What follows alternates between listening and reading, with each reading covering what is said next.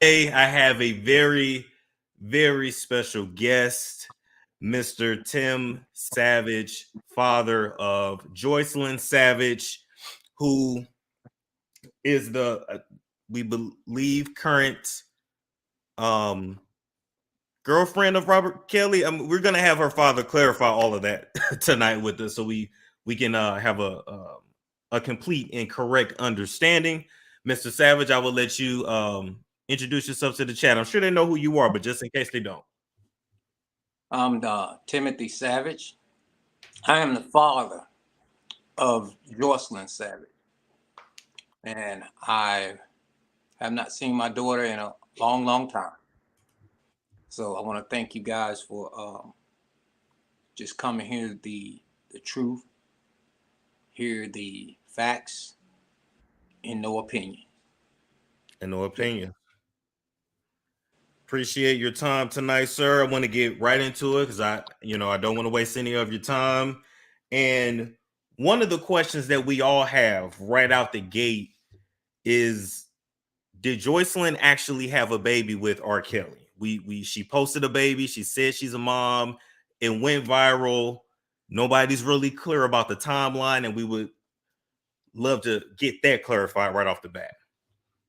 Yeah, it was speculations that my daughter was had a baby, was in the process of having a baby with Robert Sylvester Kelly. I found that was kind of hard to do.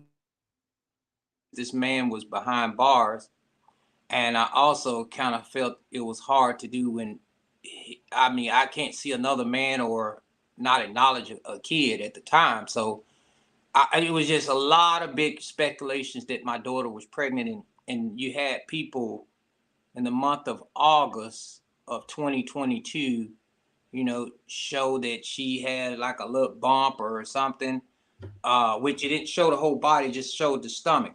Mm-hmm. And in the month of December, they said a baby was born. That really wanted to know if my daughter was pregnant or not. So I took it upon myself to try to find out, not just to see, to try to feel out what was going on with her for her own safety and for the baby's safety if she was pregnant, because at the end of the day, that's my daughter, and that will be a grand to me. And at the end of the day, family is what all counts. So I wanted to investigate more. So as I investigated more, it tended to get on the shade room, and I asked for clarity that, somebody help me. And I asked the public to come out and say, hey, if you know of Joycelyn's being pregnant, or somebody knows that my daughter's pregnant, please respond, or please get me in touch with her, because at the end of the day, my most thing I would care about is my daughter, and if that's my grandchild, will be the grandchild. But come to find out, a young lady and a young man reached out to me, and they said, hey, that's my daughter's picture, and the picture is like 7 years old. Wow. And she said, yeah. And then she said, I know I only shared that picture with one person, which was the person she gave me the number to. And the guy ended up confessing because the father of that child was furious. He was upset. The mother was upset. And I did my best to have that taken down off the shade room, because that was their child and that was their daughter. And it didn't need to be exploited. A child don't need to be exploited. So I talked to the young man and asked him, why did he do that? And he said he was paying for advertisement. So I'm like, you're paying for advertisement. At the same time, he stated that he had something to do with Miss Glenda was a part of this, which was the young lady that was spotted with the red hair in the actual R. Kelly Surviving Final Chapter. So I'm just, and then later on, you had Robert to come out and said, after I've exposed it, to say that this was not his child. Okay. I like how you broke that down, because we saw the story, it went viral, and then nobody else talked about it, and it kind of left us all on shaky ground, like, well, damn, did Right. the girl have a baby? And then I started thinking, I said, well, wait a minute. They don't give conjugal visits to girlfriends, and we would have knew if Right. she married him. She didn't marry him, right? Exactly. Because it would have been in the courts. We would have Exactly. been able to track that. You're absolutely correct. Okay. So That makes a lot of sense. yeah. So let me ask you this. Let's put it out there. When was the last time you actually spoke with your daughter? The last time you heard her voice? Man, that's crazy. I was, by the way, ginger ale, by the way. No wine, y'all. I spoke with my daughter in Chicago.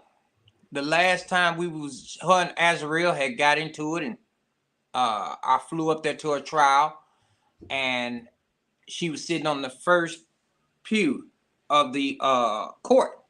And, of course, the bailiff, everybody knew kind of what was going on per se, right? Right. And I walked in and I sit right next to her. And she didn't even recognize me, of course. And my wife sits right next to me on this side, and Jocelyn was on the other side. So I looked over at her like this, and she really didn't recognize me. That's how long it'd been. So she finally realized who she was sitting next to, and she did the little pew thing. She was trying to tell the bailiff that she didn't really want to sit next to me. So Wow. I'm trying at this point to be like, what's going on? I'm trying to find out, right? So when she did that, the bailiff asked me, he said, she's in court, Miss Savage. I know what's going on. He said, I'm gonna ask you to wait outside of the court. I said, no worries. And my wife was still sitting on that side, but I went outside of the courtroom. Okay. That's the last time I saw her. I was in Chicago. And that would have been 2019 or 2020. Whatever date that, I can't recall what date it was. It wasn't in 2019. It was in, I want to say 2020, if I'm not mistaken. It was in February. I'm not for sure the year, but yeah, it was in Chicago when her and Azrael got into it. Do you know what that fight was actually about? So, man, I had no idea. The day I heard about the fight, I was going to talk with some people on victims who was victims of abuse, victims of just, I was going to head to a victim campaign or whatever, right, in Georgia. And when I found out, I was headed to the campaign. So when I got there, TMZ was there. I don't know how they find out things or how were people at, but they Man, knew I was there, right? they find everything. I don't know how they do it. They get there before the police get there. I don't understand. Exactly. And so the guy asked me, he said, how do you feel about the fight between Jocelyn and Azrael? I said, and I say it again, I said, I feel just like the other parents would feel embarrassed. I feel that this shouldn't have happened, and we're going to get to the bottom of it, period. And I walked into the to where I was supposed to go that night. Gotcha. Okay. So that's when I found out. That's when you found out. Basically, you found out with all of us. Absolutely. Yes. Talk about how the family has missed Jocelyn since she's been gone. I know I know you guys have a big family. Can you kind of shed some light on that? Yeah. Man, I truly miss Jocelyn. My middle daughter, I always like to start with her because she was so close to Jocelyn, Jalen. Her and Jalen used to do. It brings back a lot of things when you start talking about certain things with Jalen and Jocelyn and Jory and Jonjolyn. One of our favorite things we used to do, we do water gun and pillow fights. Me and Jory would be on the same team, and Jonjolyn, well, Jory and me used to be on the same team, and Jocelyn and Jalen used to be on the same team. So we would do water gun fight, pillow fights, and stuff like that. Cause I had to be on the youngest side, and those are some of the things that how we miss each other. We really miss her, just missing her as her middle sister missed her as a big sister. Her younger sister missed her as a big sister also. So they really missed that big sister void. I've had my youngest to cry because she couldn't see her oldest sister, and had my middle daughter to really miss that big sister bond that they used to have. And of course, my wife definitely missed my oldest daughter, and I miss her wholeheartedly. And her grandfather passed. He missed her, and all her relatives, man, they miss her. Her grandmother is my mother is the only one that's still living right now. And I talk to her every day. I talk to my mother every day. I've never stopped talking to my mother. I've been talking to my mother from day one, and I still talk to her every day. And every time I talk to her, she asks me, "Have you talked to my granddaughter?" And I have to tell her no.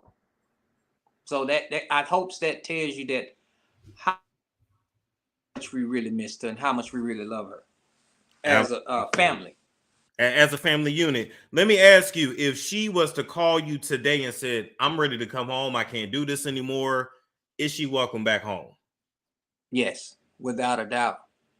That's my daughter. She's welcome back home from the beginning. That's Storm. That's one of the reasons why we wanted to, find what was going on, because at the end of the day, if you ever heard me on television, you ever heard me talk on the radio, you ever heard me with everything, I always say I want to make sure my daughter's fine, healthy, and okay. As a father, and I don't know if you have kids or not, but as a father, I don't, but I can empathize. if you have a child, your job is to try to find out and make sure your child is okay, no matter how old they are. If they was 2, 3, 4, 5, 6, 7, 8, 20, or 30.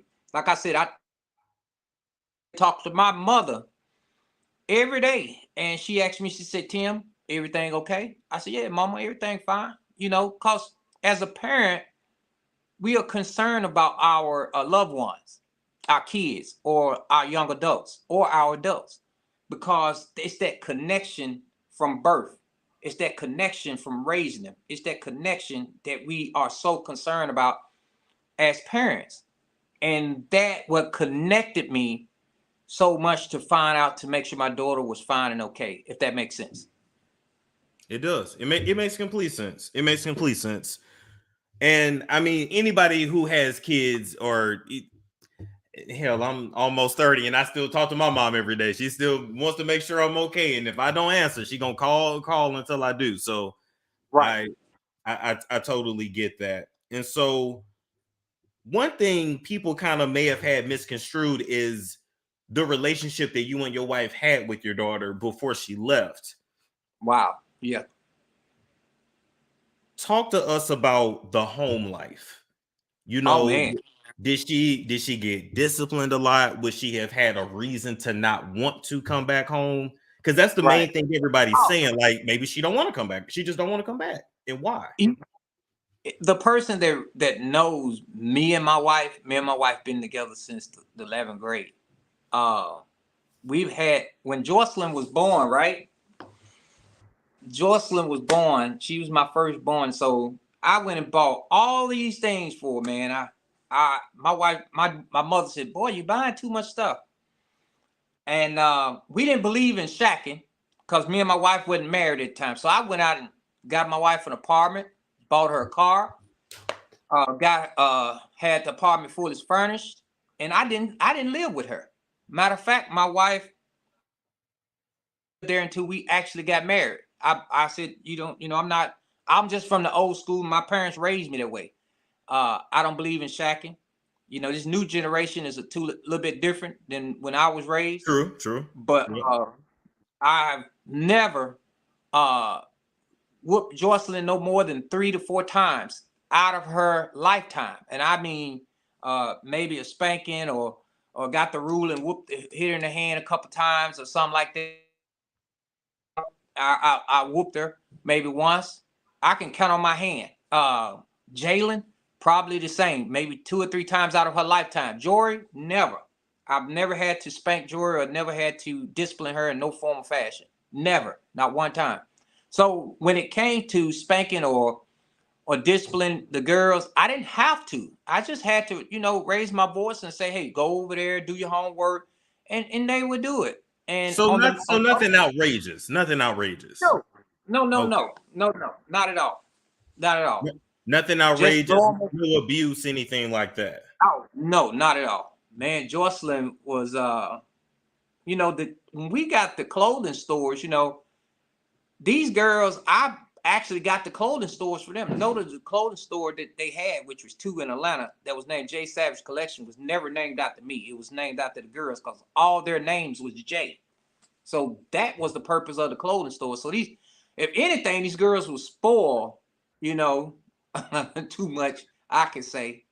But I love them to death, man, and I love them all, and I always have that fatherly love for them.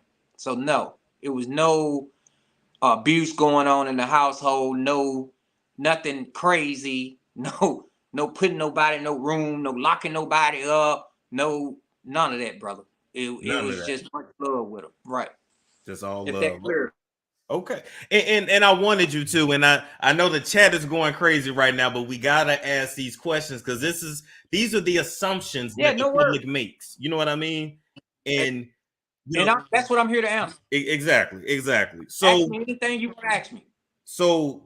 let's fast forward a little bit. We're gonna fast forward and kind of go back a little bit. Okay, no You worries. you had at least what, one interview with Tasha K, I believe. A Uh, couple? think I never did an interview with her. I may have did one. But if it was an interview with something small, but I don't think I never did an interview with her. Were y'all cool I at got one? in touch. But were y'all cool at one point and then something flipped? Yeah, because Tasha. Let me tell you how I met Tasha K. Tasha K had said something about me one time, right? And she was talking. I guess when the R. Kelly stuff first started coming out, and then it was this young lady that was out of Alabama that she reached out to Tasha K, and I can't remember the young lady's name, but she reached out to Tasha K, and R. Kelly had made her do some strange stuff, made her do oral on him, on him. I'm sorry, and she felt that he treated her wrong. Tasha K said, "I know somebody that's going through the same thing," so Tasha K connected me with her, and ever since then, Tasha reached out to me and I talked to Tasha. Never had a problem with Tasha K, man. I just don't know where things went wrong with her. She was always nice to me. I never had a problem with her until I guess I introduced her to Angelo, and that's where things start to go south. But besides that, I never had a problem with Tasha. She was always respectful, always respected me. I never had a problem with her. Okay. I had kind of wondered because by the time she had started like doing the skits and really like being, I guess, in the opposition to you and your wife, a lot of Right, people didn't know that backstory or really the relationship. So that's why we going back to right. get that understanding. Right. Because I the one gave her most of her, I almost gave her most of the stuff on R. Kelly, some of the stuff. So Really, you anything she gave her most of the really had. stuff. Yeah, when she was when the story first broke, come to me and ask me certain things. And I would give it to her just the way it sits. What I know and or something I heard, but most of the thing what I knew. Okay. So I wouldn't have a problem with reaching out to her. And she'd reach out to me and ask me, "Hey Tim, did this blah blah blah blah?" I said, "Yeah." Just that simple. So I never had a problem with her. Damn. Okay. Wow. So do you believe that Angelo Clary had something to do with that switch in the relationship with Tasha and you? Well, I kind of do. I kind of do think Angelo had something to do with that. Angelo was a man. When I met Angelo was a nice brother.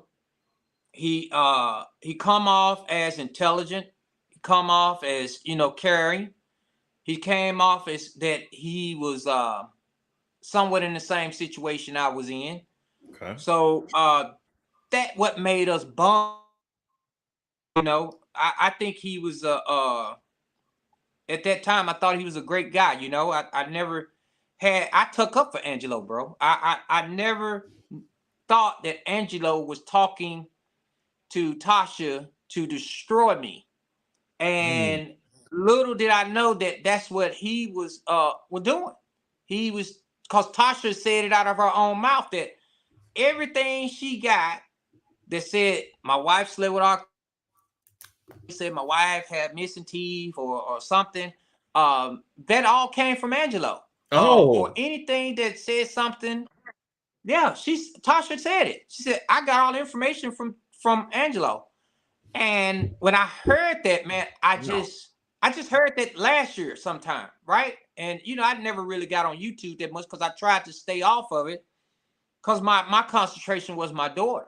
It was not to think about the people who made fun of me or fun of my family, or I tried to, block that out of the way and just, do what I can to help my daughter. That my concerns was my daughter, not Robert or not Tasha K or Angelo or what somebody said about me yesterday or somebody said. And I understand that because when it comes to this YouTube social media stuff, yes, You have to people turn it are off. reporting, but it's entertainment. It's people are here for the entertainment, the drama, but they don't understand this is your real life. Absolutely. Yeah. That's true. And I was just shocked that Tasha K would do that and not come to me first and just find out the truth, because I've always told her the truth. So I have no hard feelings towards her. I just wanted her to come to me instead of just blogging about it or just trying to edge things on or say something that was not true. She could have just came to me, but my lawyers told me at one point, he told me stop talking to Tasha K because he said Tasha K don't have your best interest. And I told Tasha that, and I think Tasha was mad because I said that. I said, I'm gonna have to stop talking to you because my lawyers don't want me talking to you because they don't think you have my best interest. Well, she was like, Tim, I got your best interest. You allowing your lawyers to come between me. I said, well, that's just what I'm gonna do right now, And after that, nothing personal. You just following what the attorney said. Yeah. Right. So after that, I end up just, she started coming at me. Like, her and Angelo was on a page one day. And I did see that, after the lawyer had told me they had to stop talking with her, just after, it was like 2 months later, bro. She came at me, and Angelo came and me said, oh, my daughter, and this is his key words now. I may not say it for word, but they was on the page together, and Angelo stated something to Tasha to say, your daughter is sleeping in the other room, and his daughter is sleeping in the bed with R. Kelly. I found that very much so horrific, that a father that thinks it's okay for his daughter to be sleeping in the bed with Robert, and it's okay for my daughter to be sleeping on the couch. Either way, sleeping in the bed with Robert or sleeping on the couch anywhere near this guy, I thought it was just that was a high concern. That why would it's like he's proud of the fact that my daughter is in the, in the bed with this guy, that I haven't got in touch with my daughter, and all the things that I had other people that was coming to me, Stormy, in the beginning. And I'm gonna say this, Stormy, in the beginning, and nobody really noticed. Now, I don't think I never told this story to no one, so I think you'll be the first. Okay. When my daughter was going off to college, right? My daughter was at Georgia Gwinnett College, and this young lady, I don't know if it was 97 Baby Girl, somebody went by 97 Baby Girl, Shanti McGee. Shanti McGee texted me one day and told my daughter, she said, your daughter's in some trouble. I said, trouble? What you mean? Because my daughter was in college, right? And here we are. We had already broke ties with Robert due to that. We saw that, she don't need to do music. She need to go ahead and go to school. She was 18, 19, somewhere along. She was going to college. she wasn't in high school. My daughter was out of high school. She was legal age, you know. So I told her, I said, hey, you need to concentrate on college and do what you need to do. So here I get somebody calling me, telling me my daughter's in a situation to where she can't eat, she can't sleep, she's peeing in a cup, she's lost a enormous amount of weight, and she looks horrible. And I'm like, wow, really? So I called her classmate that was in her dorm room. I said, have you talked to Jocelyn? She said, no, Miss Savage, I hadn't talked to Jocelyn. And so she was covering for Jocelyn. But her classmate was going to school to be a nurse. So she said, Mr. Savage, Jocelyn is with Robert. What? So what Shantae McGee was saying, what the other people were saying was true. So I said, we need to do an intervention. If you ever seen an intervention that I did at the house, I went to get Jocelyn, brought Jocelyn home because Robert had wanted her to file some type of charges on her boyfriend. Jocelyn had a boyfriend at the time too, by the way. I did not. That part I did not know. Yes. Her boyfriend was Andre, something like that. So she had a boyfriend, and the boy was crazy about her.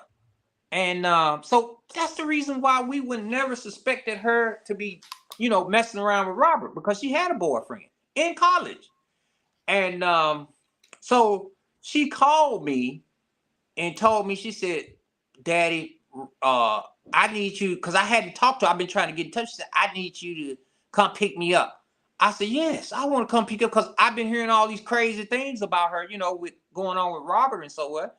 So I said, I'm on my way. I'm on my way to pick you up, because she wanted me to, Robert had wanted her to file charges on Andrew or Andre, whatever the guy's name is, her boyfriend. And I can't recall his name right off top. I'm sorry about that. But I said, yeah, sure, I'm on my way. I'm ready, because I haven't seen her.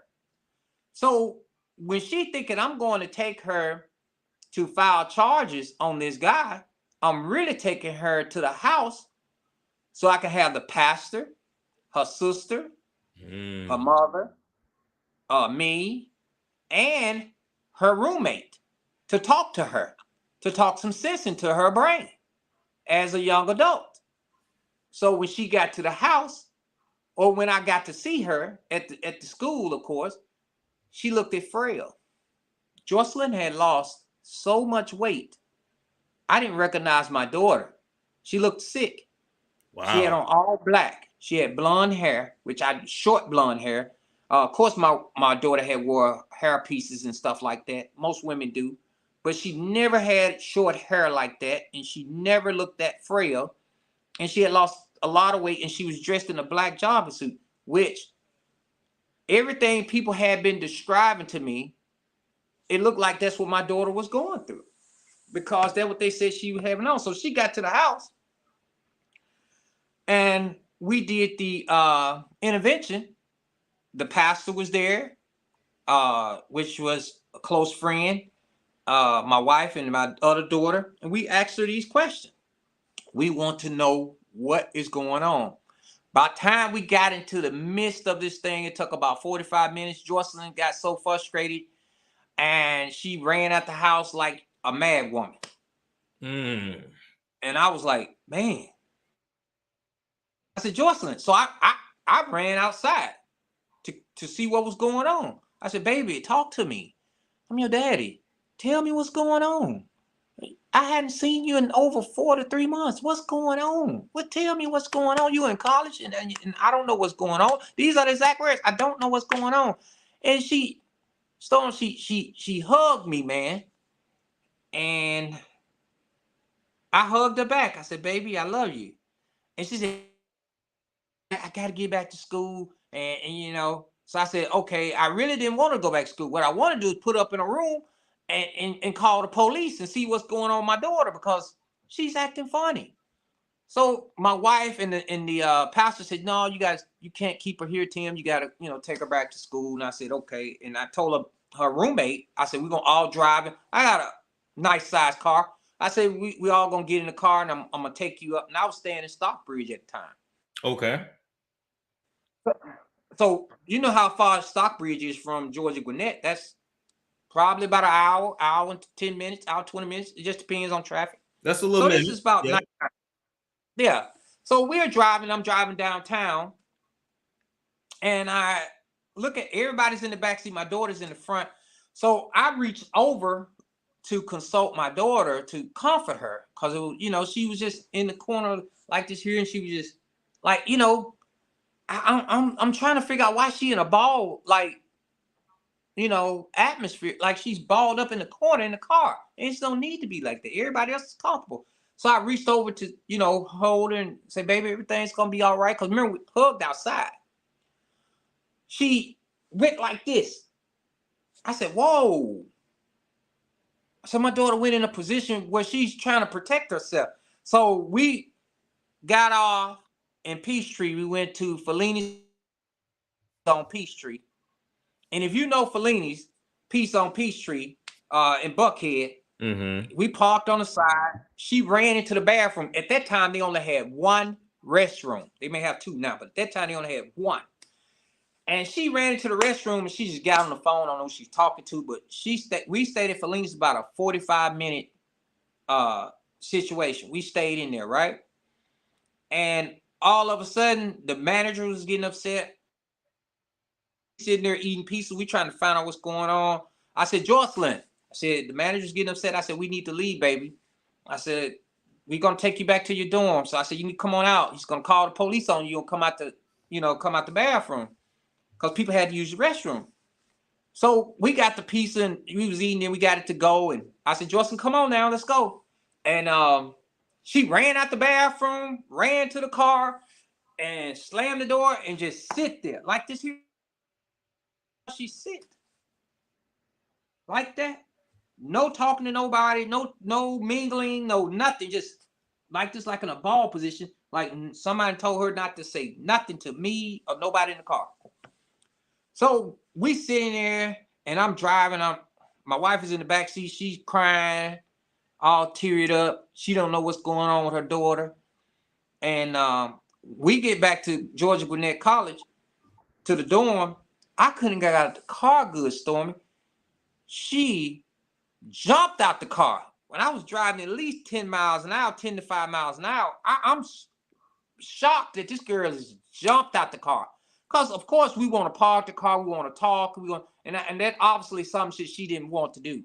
She wanted to go. Yeah, she was gone. She wanted to escape. She wanted to get to that dorm, So I told her roommate, I said, "Hey, if anything changed, give me a call. We'll be back in the morning so we can talk to Jocelyn more in detail." So we got halfway back down to Atlanta, and she said, "Jocelyn gone." She said some black car came picked up, and the last time I seen her since December of 2016. That was the last December 2016 until that press till she went to court in Chicago. In 2020. Gotcha. Yeah. Okay. I'm glad you explained it because a lot of people wanted to know, like, why was your daughter running from you? So I'm glad you told that story and explained that. Right. So another thing a lot of people want to know is why did you guys put it out there that she allegedly had herpes? Well, I ain't gonna say allegedly because at the end of the day she did. She had got it from him. I have to. I hear what you're saying. I hear what you're saying. Sexually transmitted. Let me explain a little bit about sexually transmitted disease. If you have more than 1 to 10 partners, some way, form, fashion, you can catch something that you can either cure or not cure. And she had got a disease that she just can't cure. And the reason why I put it out there because I feel that Robert was holding it over these girls' head that he had this, and he wanted to let them know, hey, this is what it is. And so he thought that would hold me back from not saying anything because I found out from her roommate also. And also I found out from earlier that when we took her to the doctor beforehand. So, and she had no other choice but to tell us. So those are some of the things that, and you know, and that's backstory that when Jocelyn was in the music business, right before she went to college. Let's backtrack a little bit, right? And before she met Robert, yeah. Right. She did music with a lot of people. And me and my wife was always there. So she had an EP and everything. She had a producer that would write music for her. She would go in the studio. She had everything she could imagine. So she for no monies, never needed monies, none of that. And the concern is not about money, right? That's to take that money away, because everybody think this whole thing is about money. It's never have been about money, first of all. Because when I found out Jocelyn's actual a guy called me named Tone. He was in the Lifetime documentary. That was her producer. Called me up. I'm sitting on the couch like I'm sitting right. Got a TV in front of me. My wife sitting over there. I pick up this phone. It rings, and I answer, and I say hello. And when I say hello, I'm talking to Tone. He's telling me, Mr. Savage, I need to see you. Can you please come over here, and I need to talk with you? I said, okay, tell me what it's about. I need to see you in person. My wife is sitting over there. I said, okay, I'll be there in a minute. Baby, I'll be right back. I'll explain it to you when I get back, but I need to go handle this business. Because her producer is telling me something is going on. He ain't telling me everything, so I explain it when I get back. This is me telling my wife. I go to the producer's house. We're sitting. I knock on the door. Knock on the door. Hey, they come to the door. 4 people sitting at a table. At the table, I'm seeing something like a phone, like what you see right here. Okay. And he hand me a piece of paper. And the piece of paper states that he want me to sign this piece of paper in order for me to hear what's on this phone. I said, man, I don't care what you got me to sign. Let me see what's going on. Because now you're saying something's going on with my daughter. So when they played on the phone, they played Rob and Jocelyn. And they also played some things where Jocelyn felt uncomfortable. And it also played some things how Rob said he had sex with Jocelyn. So when we found that out, I was pissed. I said, I don't want to hear no more. I said, where's my daughter at? They said, man, she on a flight back to Atlanta now. So I said, tell me this. And he told me this. Later on, not right then. After all, 2 or 3 years later, right? About 2 years later. Well, He breaks down more. Hold on, let me ask you, do you know what you signed then? What he had you sign? I don't know. I really don't know. Oh, wow. I was listening. I just want to know what's on the damn tape. What he got to show me. Oh, wow. So when I listened to it, I said, hey, what my daughter at? Blah, blah, blah. We come to find out that Jocelyn, later on, Rob had raped Jocelyn. And I say this to say reason why, because when she went up there to wherever it was, I think it was Oklahoma or wherever city it was, Rob had invited her. Tone encouraged Jocelyn because he was her writer and he was her producer on some of her music, which we as the parents didn't know nothing about. Encouraged her to go to Oklahoma City by herself. And we didn't know. Get there with a CD in her hand. You remember, you talking to a 19-year-old that is impressionable, okay? And all of a sudden you got a CD and he comes up to the room and you telling him, I'm here about my CD, and he tells her, now this part is hearsay. And this is all the reason why I say hearsay, because I wasn't there.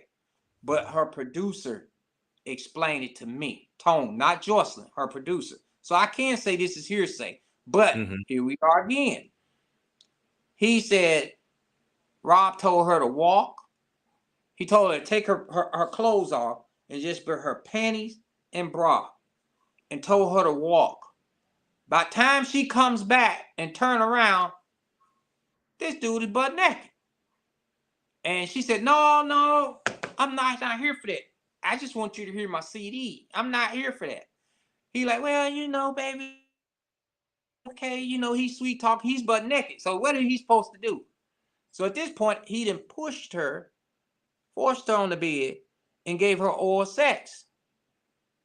Now, after oral sex, I don't know what happened after that, but when she flew back to Atlanta and Tone picked her up from the airport, she was terrified. Tone said she was crying. She didn't know what to do. She didn't know if she needed to go to her parents. She didn't know if she needed to do this. She don't know what she had to do. So Tone told her, don't do nothing. He said, just go home and just get some sleep, and we'll talk about it tomorrow. Where Rob had reached out to Joycelyn, talking to Joycelyn, all these things without her parents' knowledge. But did she tell Tone? But she told Tone what happened when she got back. Yes. And he didn't contact you guys then? He waited? No. He waited damn near till it got to a point where he called me on the phone and said, man, Miss Savage, this is getting out of hand. I need to talk to you about something. So he waited 2 and 3 months after this. And that's where we got to hear about the recordings. Because you gotta understand, for the public, for that to allegedly happen, and he knows, and it's like nobody called the police, nobody got anybody involved, they just waited. Right. And they said this. Now, all this what I'm saying to you, Tone and Millie said this on Lifetime. Because they said Mr. Savage wasn't having that. Those are the producers, and those are the people that told me this. So then they failed her. Right, exactly. They failed her. Once she got back, they should have called immediately.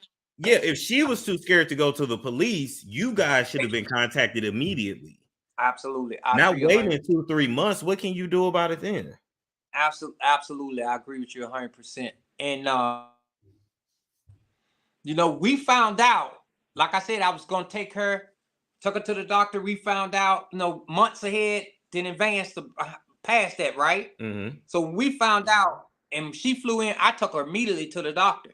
The doctor just said she had something that was curable, but they was waiting on other tests to come in. And because she was of age, she didn't have to share that with me. So eventually, later on, she shared that with me. She shared it with me. My wife wanted to. And that's how you found out. So, yes. So here's the deal. With her being of age of 19, I really couldn't force her to press charges because she's a grown adult. So I had told Joyce, and I said, since you took it upon yourself to let this happen, which I had no knowledge of, and you don't want to press charges, I can't force you as a father to force you to press charges, which I really wanted to, whoop his ass, to be honest with you. But at the end of the day, I had to go ahead and consult with my daughter and leave the shit alone. And that's when she went off to college. You follow me? Okay. So now I got the backstory. Now I got the okay. So now we got the backstory. It's just that part that's it's hard to. So if we really want to grapple with. Well, number one, I still want to know what was on that paper that you signed. That's what I'm very interested in. What was on that paper? Well, I would love to know myself. Maybe you could talk to Tony and get that from him. I would love to know myself. I would definitely have to ask. And then, like I said, her coming back and her telling him and him not immediately doing something, especially when this happens in the music industry all the time. So it's very unfortunate. One thing I did want to know, I was very interested in knowing, did Lifetime pay you and your wife for your appearance on the documentary? They paid us what we call a stipend fee, and that stipend fee was roughly about $1,500 to $2,000 each. And to be clear on that, Storm, I make around about $15,000 a month personally myself. Okay. So you to take a stipend fee of $1,500, that's what 3 days worth of work for me. Okay. from what I do for a living. You As they follow were me? as they were asking you questions in the documentary, did Uh-huh. they, did they make you reshoot anything? Did they make you reenact anything, or was it all Well, just your testimony? no, it wasn't raw. They did go back and re-ask questions. It's not like what we're doing right now. They did sit around and make us ask us the question in a different format or whatever, but they never told us what their motives were, but they really did ask it in a different format. So that was what the and if so people thought we got paid a lot. That's not true. We got paid what we call a stipend. And if anybody knows in any type of, that's for eating, any type of little expenses you have while you're out filming or doing something that you're doing. It was no serious money there, you know. Okay, that was definitely something, because we, as the viewer, we're just watching. We don't, Right. we don't really know. So okay, so I know you said, okay, they would ask you a question one way, then they would come back and ask you another way, and editing is going to do what they do. But did they Absolutely. did they have you reenact any scenes? Like, did they have you go back and shoot something, or go back to like a hotel acting like you're looking for her, but you're not? Did they make you reenact any past Well, situation? you know what? When we went, I'm glad you asked it because we went to Chicago and we was filming in Chicago, and all of a sudden, Jalen, my middle daughter, said, we need to go to the Trump Towers." So I said, "Yeah, that's fine." And they said, "Do you mind us coming?" I said, "Sure, come on, let's go." So we went to the Trump Towers, and that's the day he got arrested. Mm. So it wasn't like how can I say, if they put us in a situation like that, I couldn't catch it at that time, or I Okay. had no knowledge of experience of that time. That's what they was doing, if that makes sense. Okay. Okay.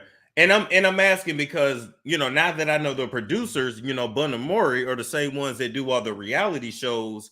I'm like, Right. okay, did you really shoot this like a documentary, or did you shoot it like a reality show, which is dramatized reality, Right. situational reality, is what they Right. call I hear you. I can't say that was the case with us per se. It could have been. I mean, when they get in and start doing editing and doing things that behind the scenes, that we, as what we call the talent, because that's what they call, people that who's out, they call them, those are the, whatever they do behind editing is a total different ball game. They can put things together and make it seem this way or do whatever, right? So I really wasn't pleased with a lot of things at first, of course, of what they was doing, but on the final chapter, I was pleased with what they did about Glenda and some of those people to show that we as family is crazy. We're not in a situation where you know everybody thinking, how can he be holding your daughter, how can he be doing this, and how can he be doing that, right? We these people are enablers, and they see, because I'm Tim Savage, right? And I Yeah. have people that works up underneath me, and even though I don't tell them to do certain things, they may still do it out of their own will, to thinking they're protecting him or protecting me. But in reality, they're harming him from what they're doing. And that's what I feel that some of these enablers are doing. I think they are, and I don't know who all of them are per se, because it's a lot of them. But at the end of the day, I think they trying to have their best interest for Robert, and I guess I can respect that to a degree. But I feel that they are enabling my daughter from not knowing the truth. I think they're also looking out for themselves as well too, because they don't want Right, to go down as well. So right. one thing I did always want to ask, there were recordings that came out that has said that it was all lies, like what you and your wife had claimed previously was all lies. Can you address that? Of course. It wasn't my wife, it was me. Because I responsibility of anything I say that comes out of this mouth. Uh, because of things that they would not do or didn't put in the first documentary, I felt that they was doing things that was edited out to make other things look more credible for the other party, maybe some victims or whatever, right? So, people can shoot things one way and then edit it and make it look a whole nother way. And that's what I saw that was different. And that's where I said, hey, this is not true, this is not factual, or some things are just not right. And even the thing that comes with Faith Rogers, right? If we could talk about that. No, that was something that happened between her and Jalen. That had nothing to do with Cash Jones or none of that. That had something to do with them having their own personal spouse. And I had walked past the bathroom and overheard the conversation. And me as a Okay. father Okay. want to be protective of my daughter. So that's what happened with Faith Rogers. That has nothing to do with anything, has something to do with Lifetime, anything else. That's something, as a father, I should have stayed out of and let them girls handle their own business, per se. Okay. But Well, me being protected. fair enough. Fair enough on that. But I just want you to be able to say that, or just get either a yes or a no. Right. Anything you stated, anytime somebody has asked you a question about your situation, any interview you've done, have Mm-hmm. you always been 100% truthful in your account? Yeah, I try to be a 100 all the time. I've never changed my story. I may have forgot some names here and there, but my story don't change. My Okay. story's always been about trying to see what's going on. I haven't, listen, Storm, I have no ill will against anybody. I'm just being real. Whether it was some of the victims, whether it was some, the Clarys or any of that, right? Because I wasn't there uh when they was whatever was going on in their lifetime. I can count for I did, I can count for what my family did, or I can go back and count for documents that was in the courts or something that brought out in the courts that made me say look side eye at something. But I can't count for something that happened at somebody else's household. Right. But what I can And that's understandable. You can only account for yourself.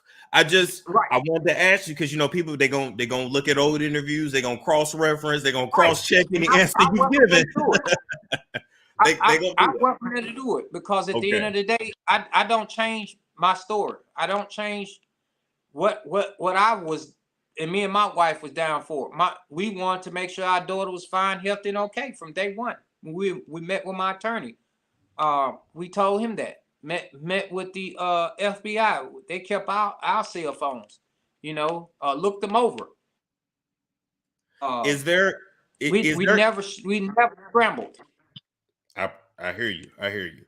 Is there any amount of money that you could be paid to go away, never do an interview again, or are you guys gonna stay strong like you guys are until she comes home? Well, you're absolutely correct. We will always stay strong to our daughter. See, money doesn't make you happy. What make you happy is family. And that's the reason why we stay on the arrow for the truth, for the facts. And that's what makes you happy. You know what I'm saying? You can sit here and lie about something or say something that's incorrect about somebody. And if you're not man enough to go back and correct things and make things right, then you're not a man. And that's just being reality. Okay. Okay. The Like I said, these are the questions that people want to know because they like, well, wait a minute now, or is No are worries. they just No mad worries, because the brother. money ran out? Like the people want to know. Right. I like I told you again. I mean, my W-2. I don't have to, share this. I make over 200,000 a year from what I do for a living. I mean, I treat people the way they're supposed to be doing. I mean, I'm not a person that was harder for money. What I am harder for is my daughter. So he never gave me a dime. And I'm not, like I said, it's not about money, not me bragging about money. It's about me saying that I want to see my daughter and make sure she's fine and healthy and okay. So he never gave me anything. He never gave me a dollar. And I don't know if he gave anybody else any money, right? Because I wasn't there. And I can only be accountable for what the Savages are. And no, So we did not money. he never paid you or your wife anything. Never. Not one single dime. What about gifts? Never. Trips? Oh, hold on. Let's talk about that. You know what? Jocelyn, it was arranged. I'm glad you said about gift. Because one Christmas, Jocelyn did send Jory something for Christmas. We were shocked, but it didn't have a return address. And I don't know how. It was I can't explain what it was. I think it was $1 and something else. But she did send something for Christmas one time. That was like the year after, like in 2020 or something like that.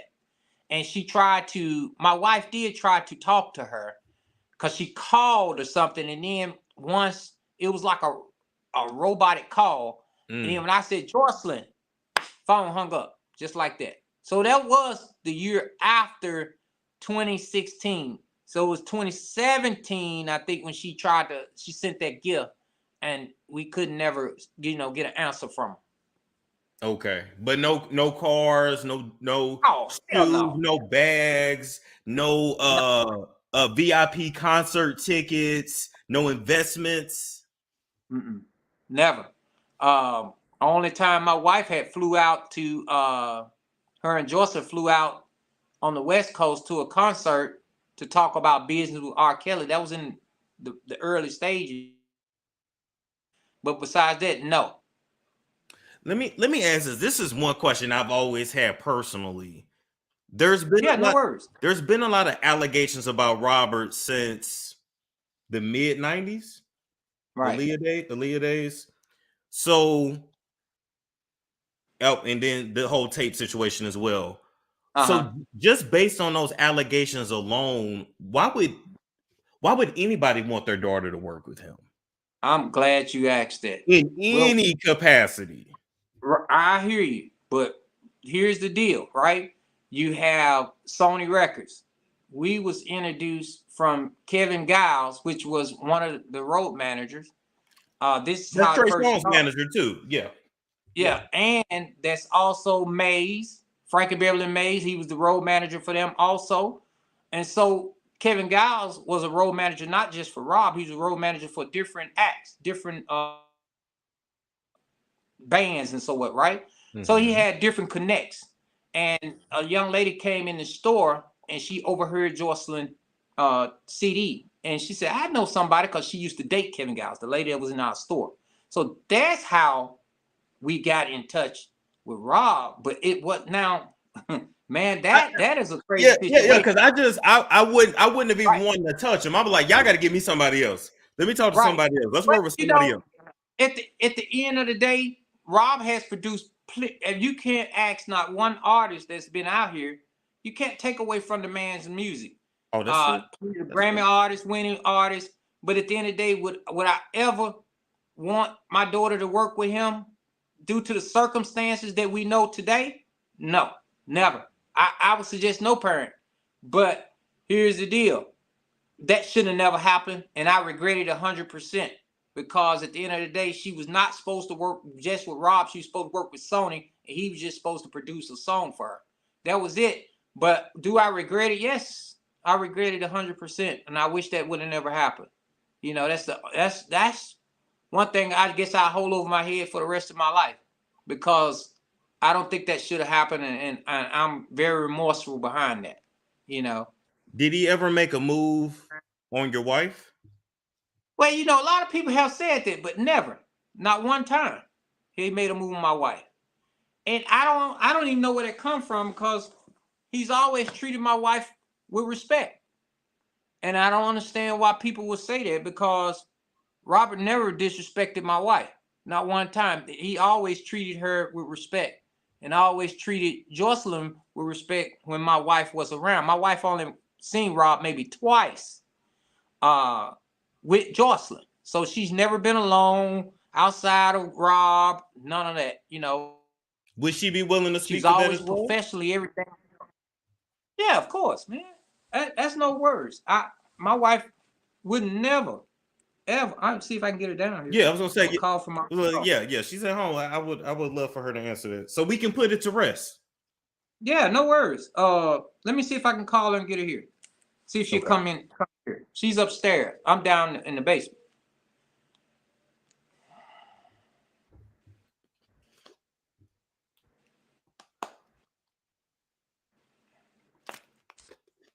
I'm gonna text her because maybe she's doing something up there. I'm gonna say, can she come down here?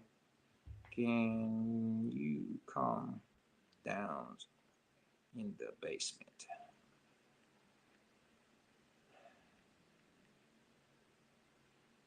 Okay, I just text her, so hopefully she can come down.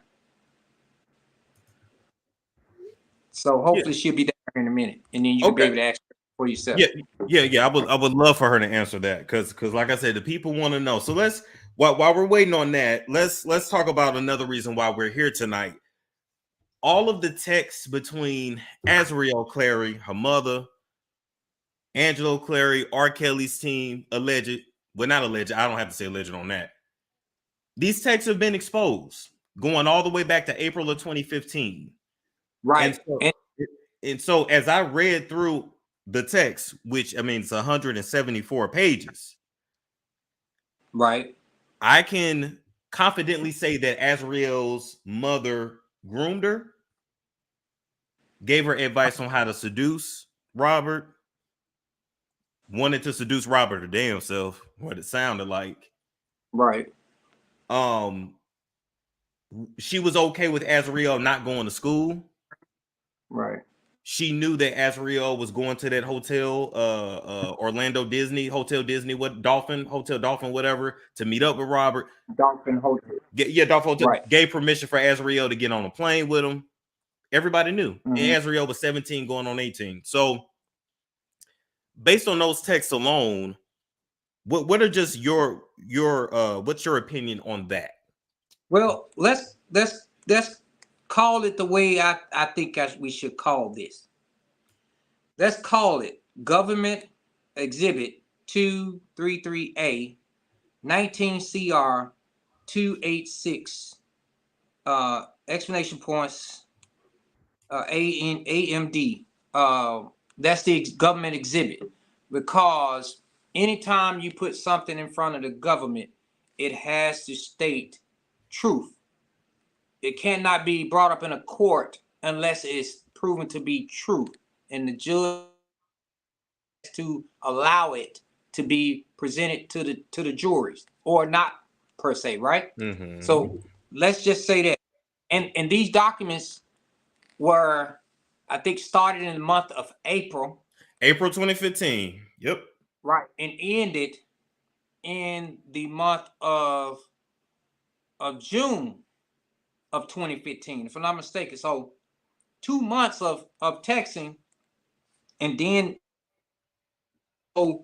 did a letter to hand their daughter over after all these texts in the month of September of 2020, September 2021 or 2015, of handing a letter over to let their daughter go with Robert while she was still in school.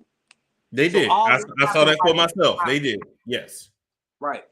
And going through the text and reading through the text, it really disturbs me of what I think that Miss Alice Clary has done.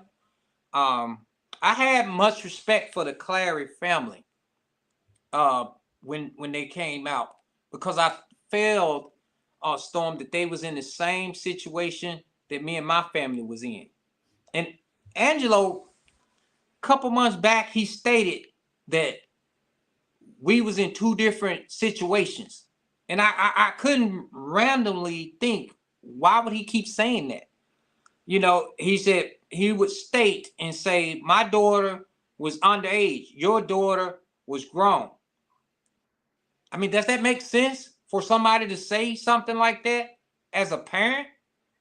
So I had to really think, did Angelo, that has been married to his daughter, I mean, to his wife for over 20 plus years, did he or did he not know about these text messages? Because he was mentioned in the text message. He was mentioned several times in the text. And yeah, you can't be married to somebody or been dating somebody since you was in your teens and turn around and say you did not know knowledge of these text messages. You can't be married. You can't be married and not know your daughter's not going to school. Absolutely. She was skipping school to go with Robert. Absolutely. And man, it bothers me to the core that Miss Clary would be putting her daughter in this type of environment, which I've talked to Azrael, man. And when I talked to Azrael, let me tell you, I can only be straightforward and I can only keep it 100 with you. I talked to the young lady. She was very respectful, very nice.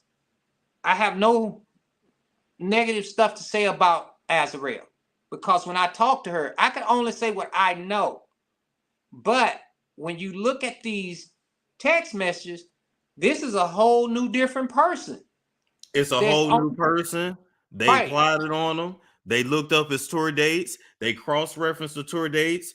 On April 21st, 2015 at 7:20, Alice Clary told Azrael, take that ugly ass lipstick off. You trying to look grown. I told you look young and innocent. That's horrible. And Mr. Clary gonna state that he do not know about these things. That's just not right, brother. He had to know what his wife was up to.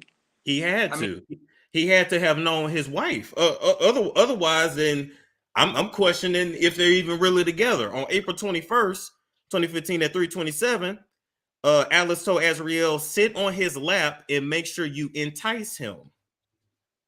Right.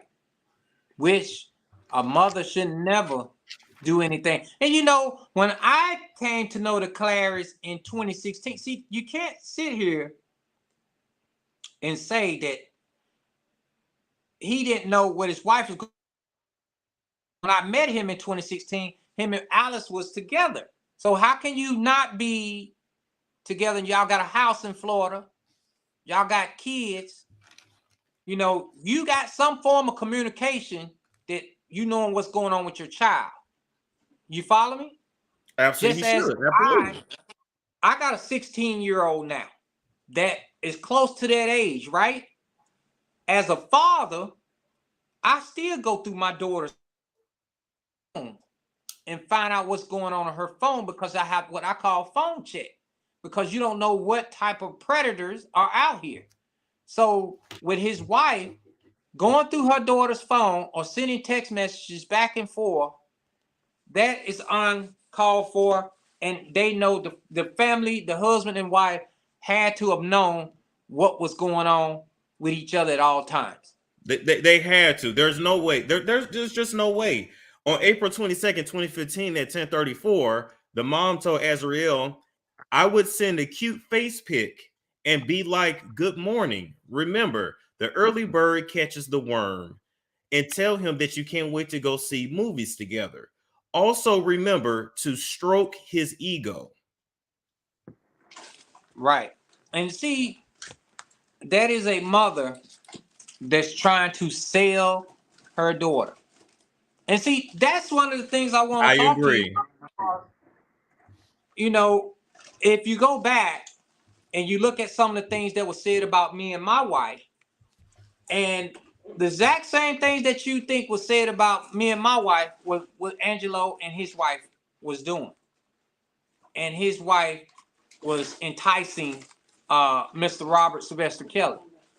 And that's what Angelo and his wife is doing. Because he was saying some of the same thing. And I'm like, where is he getting this from? And now I see where he's getting this from. He's putting his life stories on me, which was not true. And that's the reason why we had to separate. We was duped. When I say we, I'm stating my wife, me, Lifetime, victims, everybody who was involved with trying to bring out the truth in this matter. We was all duped by the Clary family, period. And I agree that I agree everybody was duped. And what the people want to know is, did you guys do the same thing? Right. And which Because that didn't happen. Right. It's clear what they were on. They was on the setup. They was on a mission. This is Absolutely clear. And let me be clear. I'm glad you asked that. Yeah. We never set R. Kelly up in no form. Matter of fact, I called, the day of, and I was on Ambulance Live or something not too long ago on Easter Sunday, and I said this need to be opened back up. I mean, I'm a man that stands behind his heart and stands behind the truth, and for them to go off of Angelo Clary and his daughter, or not Angelo Clary, but his daughter testimony is just not right to do these things to Robert and put him in this situation. Because especially when they sent their daughter April 21st from 1017 to 1019. The mom said, no, Azriel asked the mom, told the mom, R. Kelly wanted to know if my parents were strict. I said, yeah, duh.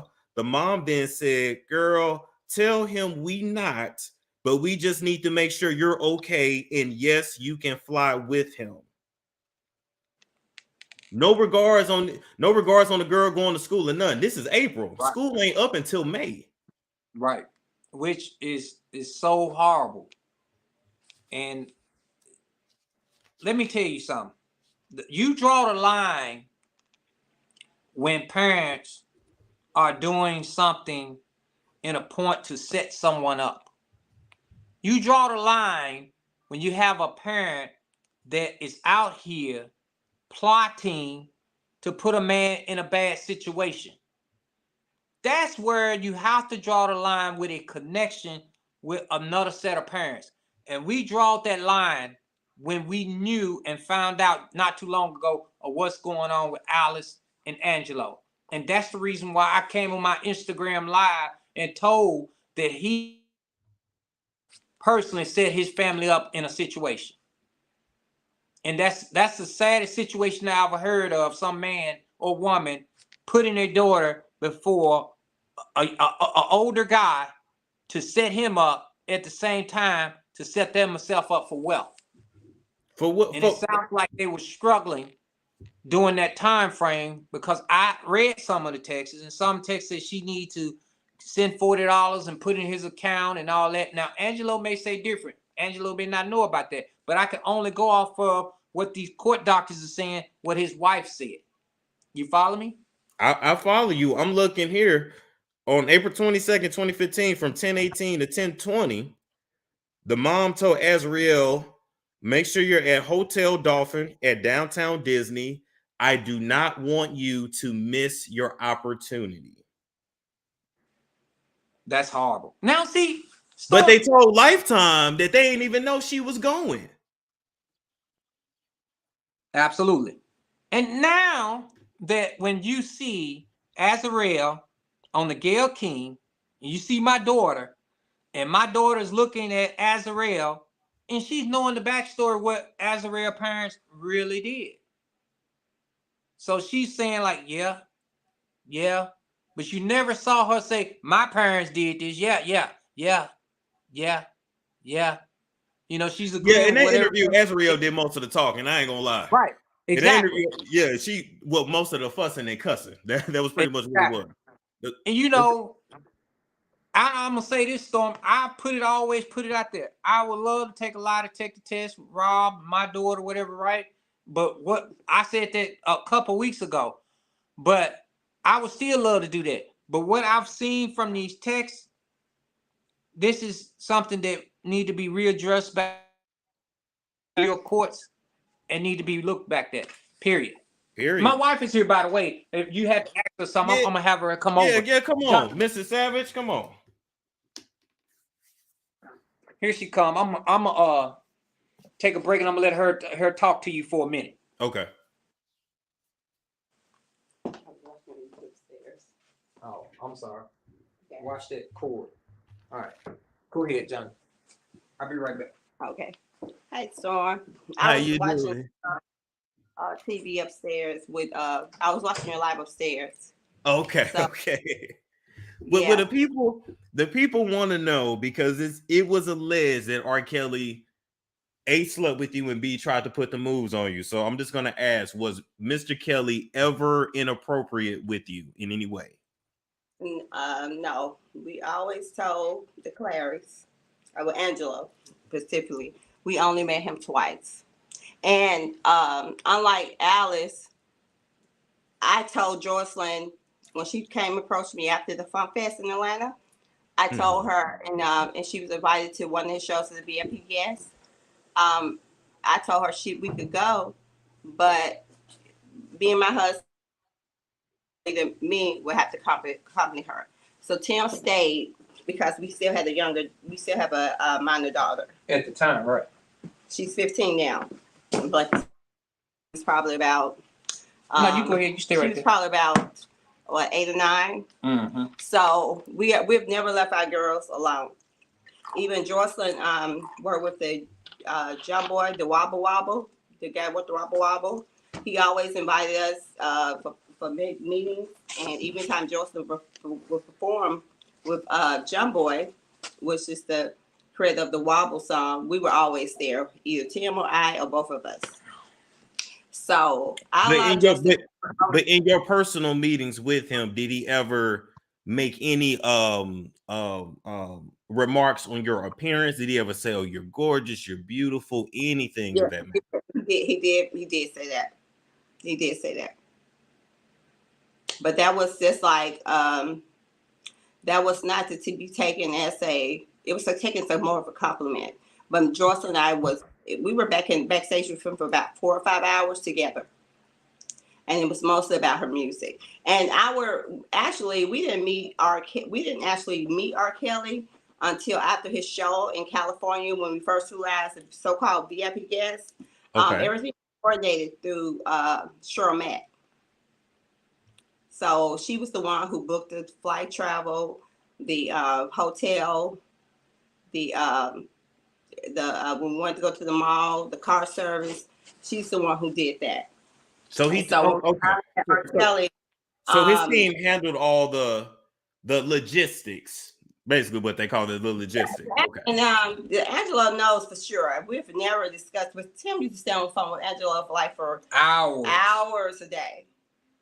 And sometimes I still have my phone. Like you said, like the feds kept Alice's phone and got the messages from Alice and her daughter. They kept both of my phones and Tim's phone and everything. I gave it to out. With no problems. Nothing was found in my phone or Tim's phone. Right. Only thing that we were, like I said, I don't know if Tim told you, but when the first time that we found out that Jocelyn was, when we found out through Tone that she was having an inappropriate relationship with him, we decided the music career is not for her at this time. So we decided we agreed as a family, including Jocelyn, that we were just back after music right now, and she would attend college. So she wanted to stay in Georgia, but she was a student she did enroll as a full-time student on the campus. And I can imagine too. I can imagine too. Her being young, she probably felt like too. Okay, school is cool, but it's R. Kelly. So I mean, R. I can Kelly, kind of R. Kelly's older than her parents, true, true. 40s. You know, R. Kelly's probably 10 years older than me. All her boyfriends or her Yeah, I told her, her boyfriend guys Andrew. of her Adonis. Yeah, that's his name, Adonis. He was crazy about Jocelyn. We never thought R. Kelly is something what we grew up in. Me, Tim and I've been together since 11th grade. I'm glad you brought that up too, because when I watched those documentaries, what always got me was, how are these young girls such fans of R. Kelly? This ain't even their generation. Like, right. But no, because my daughter and we knew that I'm a businesswoman. Tim's a businesswoman. We had a boutique that we met Kevin Giles through my boutique, which was his stage manager at the time. Right. We talked about that. Go ahead. Okay, yeah. And that was actually through a female friend of that used to date Kevin Giles, the stage manager. okay. Did R. Kelly ever give you any money for your boutique? No, not one dime. No. Actually, when we went to visit him the first time in California, I had already closed my boutique down. Okay. And that was in Old National. I had one in Buckhead, downtown Atlanta, but near Lenox Mall. And then Old National, we had closed both of those stores down. Got you. Okay. Hey, these are things we gotta ask. But one thing I just want to make sure so we understand. Robert never hit on you in any kind of way. No. Did he ever offer you anything to drink or any illegal substances? No. Even like in his VIP, they didn't have liquor or anything like that? I had cigars. I brought one to Tim. You did bring me a cigar back. A cigar, and okay.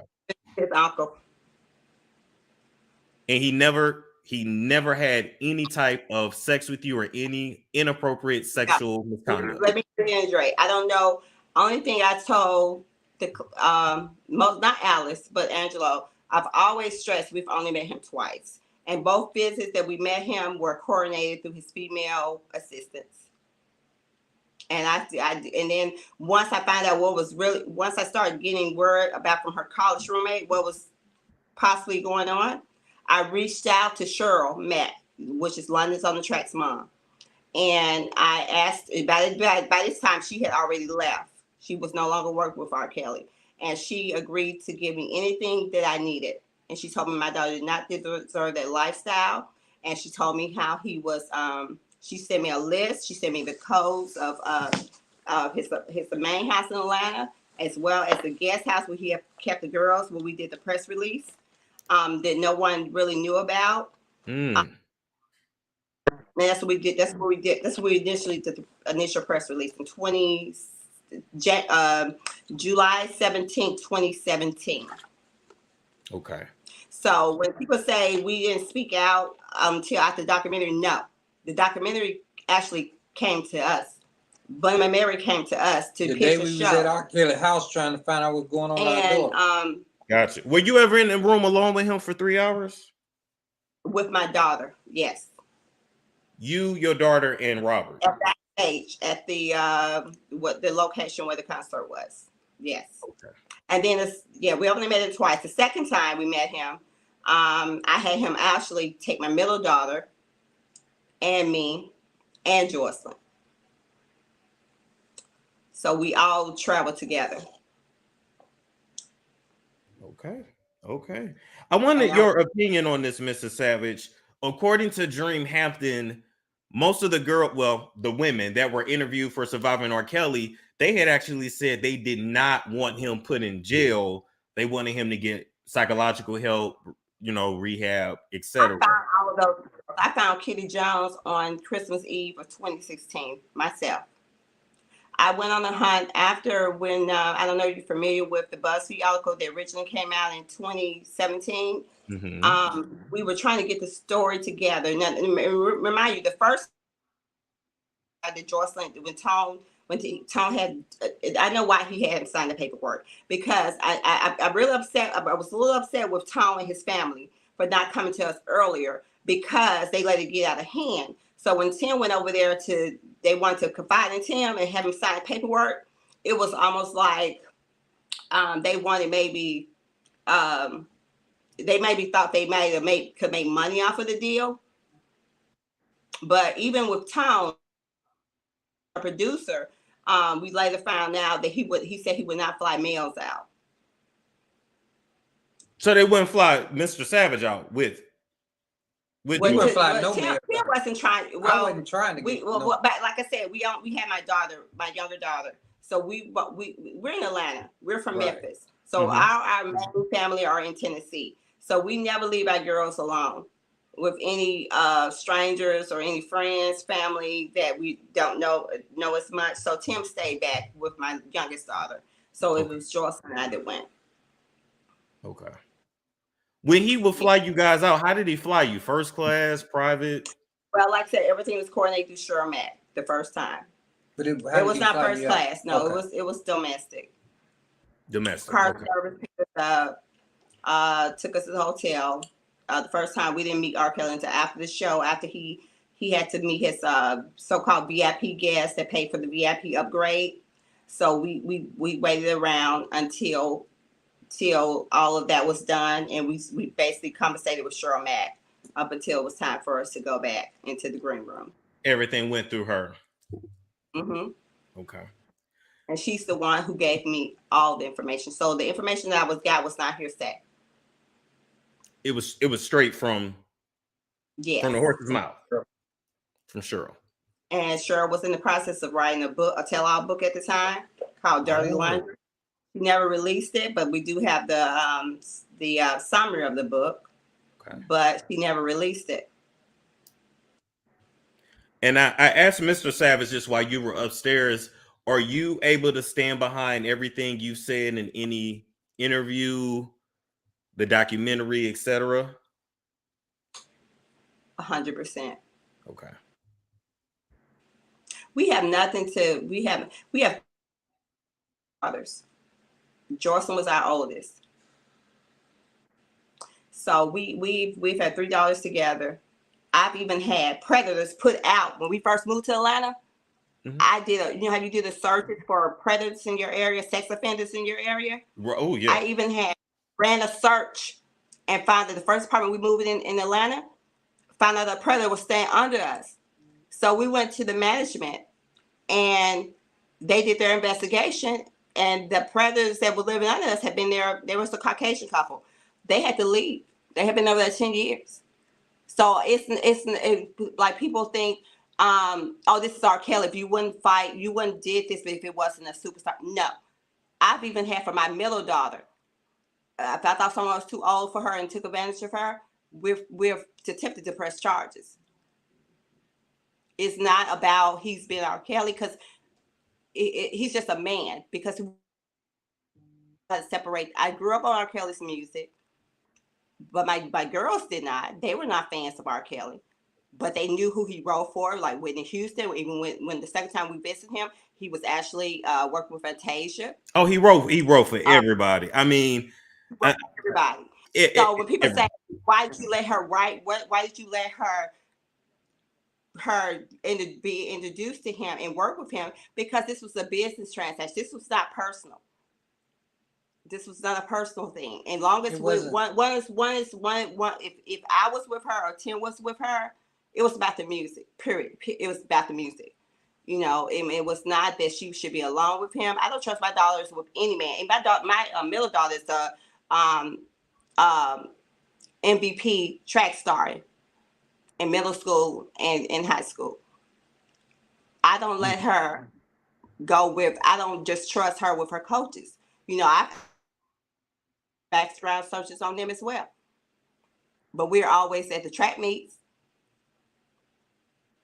I feel so I trust no man with your kids. And you know, the people are they're gonna say, well, damn, you know, just based on the history, the alleged history, why work with him at all? The history. Nobody talked about the history. If somebody talked about the history, Drill would have came out and said how he molested their daughter. She took the money to sell him instead. It could have been stopped long time ago. Yeah. Rashonda He finally got convicted in Chicago for Rashonda. They sent them over. They sent their family overseas. They never testified. Just like they talk about Michael Jackson, Bill Cosby. I had no personal knowledge of these people, so I never judged them. Until it happens to your family directly, you people about based off of what the media says. But what about because the tape? you're still seeing them writing for Michael Jackson, Whitney Houston, Fantasia, even under Beyonce, putting out hits for a whole bunch of Atlanta artists, Madonna, everybody. It's a business transaction. That's all it is. It's a business. And you know, it's not personal. It's not personal. And when you talk about people, you know, other people like Drea, or Geronda, all this is hearsay from us because at the end of the day, we wasn't there. Right. So you have to say it's hearsay. Family, right. We until we know, I know for a shadow of doubt that I do not agree with some of the things the Clarys did because they had us fooled. I have a whole thread of messages that I'm ready to share with Bunjin because they came out like we got a call. She didn't show up for spring break, after fall break for spring. Her room was cleaned out. That's when we went public. We didn't go public the first time we found out that she was dealing with him. We quietly agreed that music's not for you. We just gonna agree to go to college and we'll business music thing later in the future, maybe with a different artist or independent or whatever. We didn't go blast it, so we weren't looking to expose R. Kelly.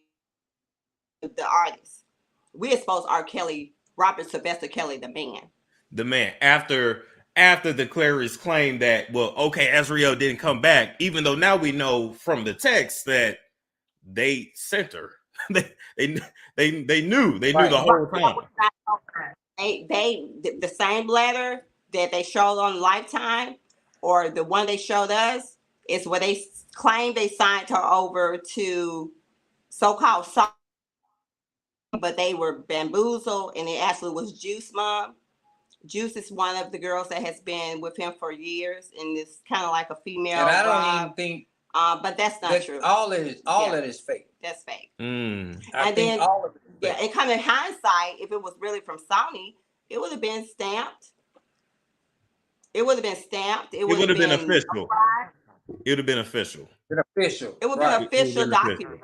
Yeah, but you know, we have to understand that as the Savage family, we had to separate ourselves from the Clarys because the Clarys are liars. I don't have no other way to put it. I'm trying to do it as a nice way, but you have no nice way of putting this. Just put it out there. It's already out there now. Hey, they're liars. I've started a nonprofit for human trafficking because human trafficking is very big in Atlanta, Georgia. I even had a young lady come in my boutique from shows, and my Jocelyn and my other daughter, they laughed it off. She was like, "Oh, Kelly, his people put me in the hotel for one night and they put me out. Can I come home with you all?" I said, "No, but I can help you call 411. You know, find some resources." But it still didn't click in our heads that what she was going through was about to happen to us. You know, maybe a year or two later. You know, the things that he would say, the things that the Clarys, I say, I can't point my finger at one individual, so I just have to say the Clary family, or the Clarys of Angelo Clary and Alice Clary. I have to say the Clary family has manipulated not just the Savages, but has manipulated a lot of people. But let me tell you this: they set their daughter up for failure. Because I just did a search a few weeks ago and found out I have a predator less than 5 miles from me. Okay, so it's just like if I knew this predator lives 5 miles from me, it's a millionaire or whatever, and I let my daughter go down there, and he's 30 years older than her, and he can offer her certain things. Would I let her go? No. So they felt that he was going to make her a star. But when we came out and like, I was gonna say, because people might say the same thing about you guys too. Yeah, they could say it, but you know never changed our story, and there's nothing you can say different because well, at the end of the I day, was no. What makes our story different? Right. When we found out the first time that she had, before we knew about sex cults or any of that, we found out she had an inappropriate relationship. And when Tim met Tone, we backed out of music. Period. We did not encourage her to keep having a relationship for music. So that Absolutely. separates us from the Clarys. Absolutely. Period. Okay. Absolutely. We were not trying to, Keep doing it. Keep going down there. Having a press with him. Look this type of way. Go dress go to the hotel or go dress this certain way. No, that wasn't. We cut him off. Story. You know what happened in Chicago when I found out that, we had found out that she had inappropriate relationships with him, and we were trying to find out if she had her herpes or not. I flew down there, and we told her not to tell him that because she wanted to address him. We were informed that she had been with him sexually. Asked her not to tell him because we wanted to find out the results. She told him, and we have it on tape that when he found out that he told her, he even told her to lie. Yeah, and say that she made it up. We have that on doc. We have that because he on tape. He didn't want it out there, but now it's been so many people that we all know now. You have to blame. See, when you find out something, if you find your daughter asleep, but see, they put their daughter in a situation. It's different from us because they put their daughter. They unknowingly put her in a situation. That's what I'm saying. Because they thought that put her in this situation. It's almost like a woman or a man sleeps their way to the top of a corporate ladder. You either work hard to get your way to the corporate ladder, or you sleep with a man or a woman to get to the corporate ladder. It's a difference when you have. I was not raised that way. I come from a stable home. It's a difference, and we were not raised that way to sleep with a man or a woman. Let me ask you this person here sent a super chat. They said ask her about Cash Jones and her husband. Right, Cash Jones and her husband. She talking about Cash Jones. Yeah, when Cash Jones, when I met Cash Jones, I was trying to find out information about Cash, and I tried to find out the wrong way. I guess I flirted with her, trying to see what was what, so I could find more information about my daughter. And after I talked to Cash live on somebody, I can't think who channels was, Atlas channel. We got that squared away. But at the end of the day, I do apologize to my wife, because that's something I shouldn't have did, and that's something that shouldn't have happened. Okay. Yeah, although I knew a knowledge of her wanting to flirt, but I didn't know it went that far. Right. So that's something that I shouldn't have did, and just trying to find out information about my daughter, and I took it and did it the wrong way. That's my fault. I take full responsibility for that. Okay. All right. Let's get these callers in.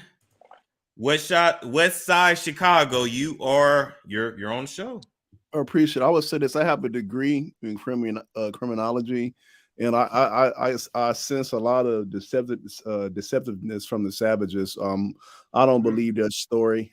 They're older than me, and I can tell you right now, anybody who grew up in the 90s, they know about R. Kelly, and they knew about the type of things he did. And you have a lot of these like low-level black people in America who just want money. They chase clout. No decent parent is even going to bring their children around the music industry. Okay. Now allow them to respond.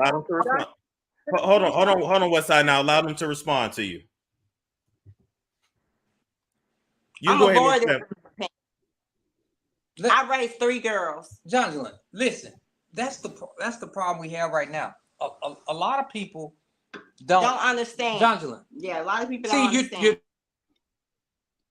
You're addressed. That's a man I'm talking to from Chicago. So I'm a man. I'm gonna talk back to you as a man. So here's the deal, brother. I understand what you're saying. I fully accept what happened with my daughter because I have master's degrees too. Jonathan, she does have a master's degree, by the way. And psychology.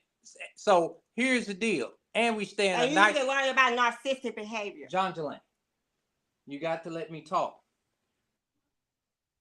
You're not talking to an uneducated man. You're not talking to an uneducated black female here. What I'm trying to tell you is that you saying the story doesn't add up. Go back and look at all the track records, and you'll see that everything we said today lines up with what we're saying right now. Since 2017. Jonathan, please.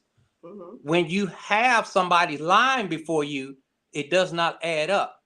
See, we didn't say we didn't know R. Kelly. We never heard R. Kelly records. When we said when it happened, we found knowledge of this, we put an end to this.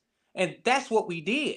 And when we found out it happened again, that's when we brought more things, like we went to the public. We tried to find out what's going on with our daughter. We didn't go the first time. John, that's what I'm saying. Right. So when we found out, that's what we did, brother. So when you talk intelligently about something, know the facts about it, because at the end of the day, we didn't put John.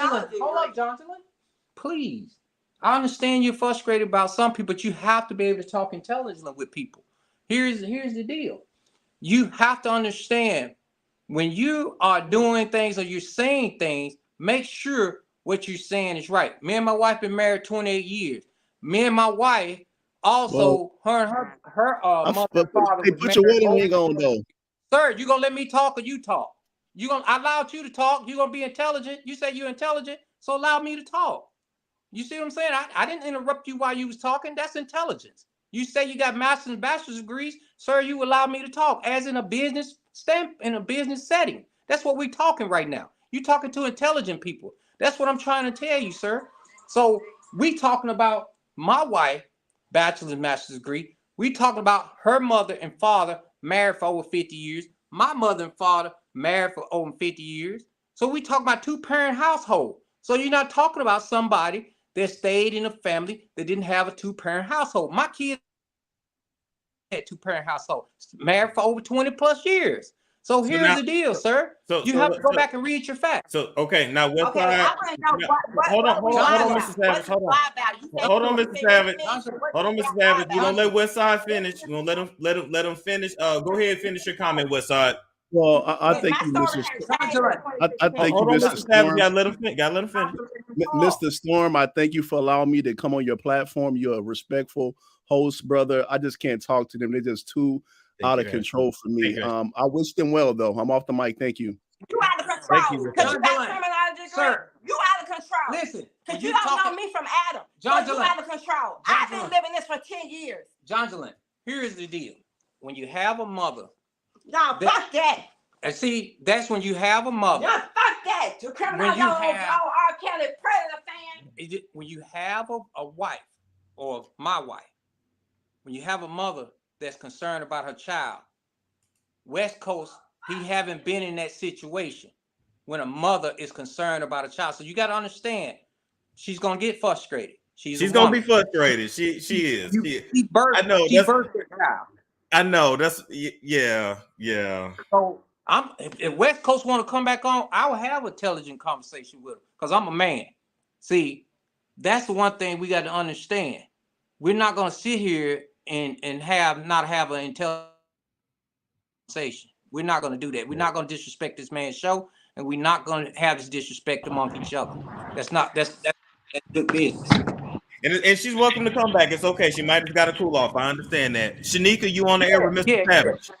Okay, thank you so much, Storm. I love your show. I watch you all the time. I really appreciate you pulling me up.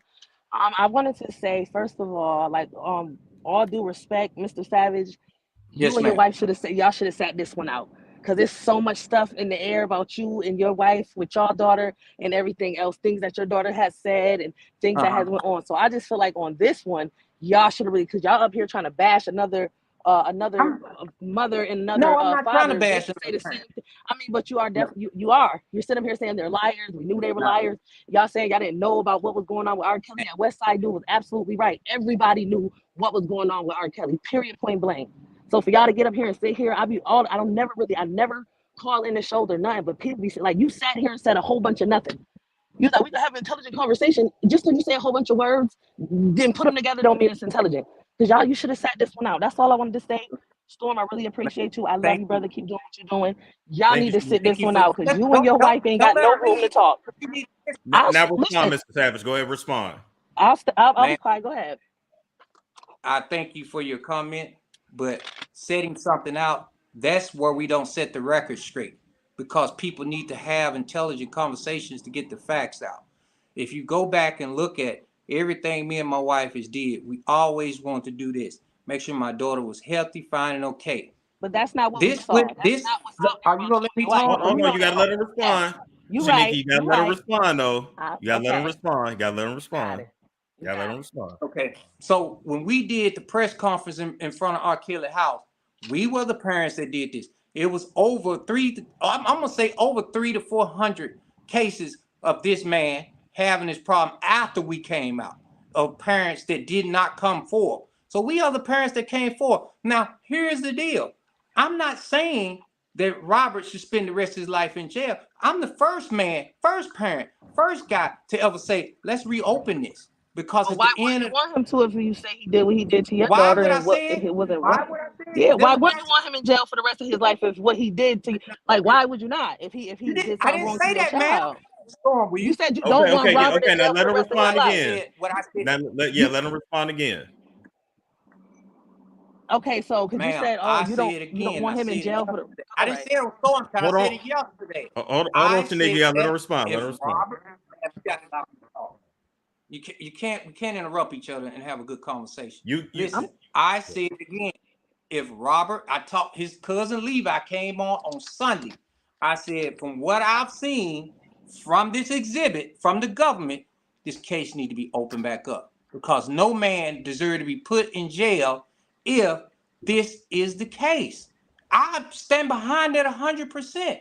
I just found this out a couple days ago myself. When you see exhibits and these exhibits states what they are, I think that this case need to be opened back up. Okay, So hold on. Because you start talking and go, oh, and I'm gonna be done for. Okay, no.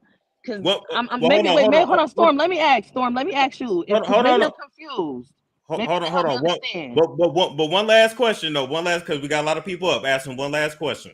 My question is, everything that your daughter has said and everything that y'all said, why y'all not up here talking about that? Why would you say you want a man out of jail who you say did these things to your daughter? Why would you allow your daughter around a guy ma'am, like that? I'm let a me peace tell out, Storm, you, because he bullshit, his wife bullshit, and they need to she's sit not this one the allowing me to fuck out. talk. Goodbye. I'm not. Okay. Okay. See, Storm, Do that's you what we want? have. Yeah. Would you like to That's, respond to that final comment? I'm going to respond to that final comment. See, I didn't say R. Kelly was innocent. You didn't hear me say not one time say the man was innocent. I said, John Delaney, please. I said that this case needs to be opened back up. And that's the reason why. Because, John Delaney, please. It need to be opened back up due to the fact that new evidence come out. That's on any case, any law case. They don't come back and open a case up until they find what? New evidence to support what's going on. You have new evidence come out, and these documents should have been brought before the court. Now, I'm not the lawyer. I'm not the defense. They should have brought this up before the judge. Maybe the judge didn't allow it into the court. I'm not for sure. But what I do know is this was allowed in the court. It has a government exhibit, and it should have been led to the actual 12 jurors or 24 jurors that was there. Period. That's all I'm saying. All right. Shanna Speaks, you are up. Hi, Storm. I love your channel as always. I have a couple of questions, and I'm gonna do my best not to be disrespectful. But Yes, ma'am. okay, I've been watching this from the beginning, and my Yes, ma'am. question to you is, first and foremost, Mm-hmm. when you and Angelo was getting this stuff together to put R. Kelly in jail and getting all the evidence together, do you not feel that you are accountable for helping put that man in jail? Well, no, because let me explain why. Because when he went to jail off of what Angelo's child did, which was Azarel, or what other victims did. The Savages weren't involved. The Savage's daughter wasn't involved. Do I Okay. believe that my daughter is somewhat of a victim? Yes. But I have not, ma'am. I have not talked to my daughter. I haven't had a sit-down conversation with my daughter. And that's what I strive to do, to have a Okay. conversation with her. Okay. That's all. I only got a couple questions and I'm gonna get up out of here. So, because One more question. Go yeah, ahead. because the No. wife is in the background and I don't Yeah, want all and that. I apologize. She's upset. I He's apologize. upset. That's yeah. But go Okay. ahead. Thank you. So, with that being said, y'all set this thing up with R. Kelly, right? You can't not say you were not involved with that. You cannot say that you did not know about Angelo's part in this because y'all both was the parents in this. So the question is, are you seriously telling the people that you believe that R. Kelly is innocent and that you want the case? I'm just going to finish the question and then I'll let you. You want the case to be reopened, but you think he's a predator and your daughter was misused by a predator, which your daughter is a grown woman and she was of age when she got to R. Kelly. So that's my question. Okay, thank you for asking the question. Here's the Thank deal. you, Storm. I'll wait for his response. Okay, here's the deal, ma'am. If you have a child that's over 18, 30, whatever, a woman that's being abused, I didn't never say I didn't think my daughter has been abused. I said, if you look at law doesn't look at what you think or assume. These exhibits are not what you think or assume. When the Clarys stays in Florida, the Savages stays in Atlanta, Georgia. When you have two different set of parents, you have two different households. I don't know what's going on in their household, but this exhibit just came forth now. This exhibit tells you what is going on for text message by text message by text message. It paint a whole story. When you have new evidence that's been brought forth, then you must go back and revisit this by law. I'm not standing on what hearsay or how my feelings are.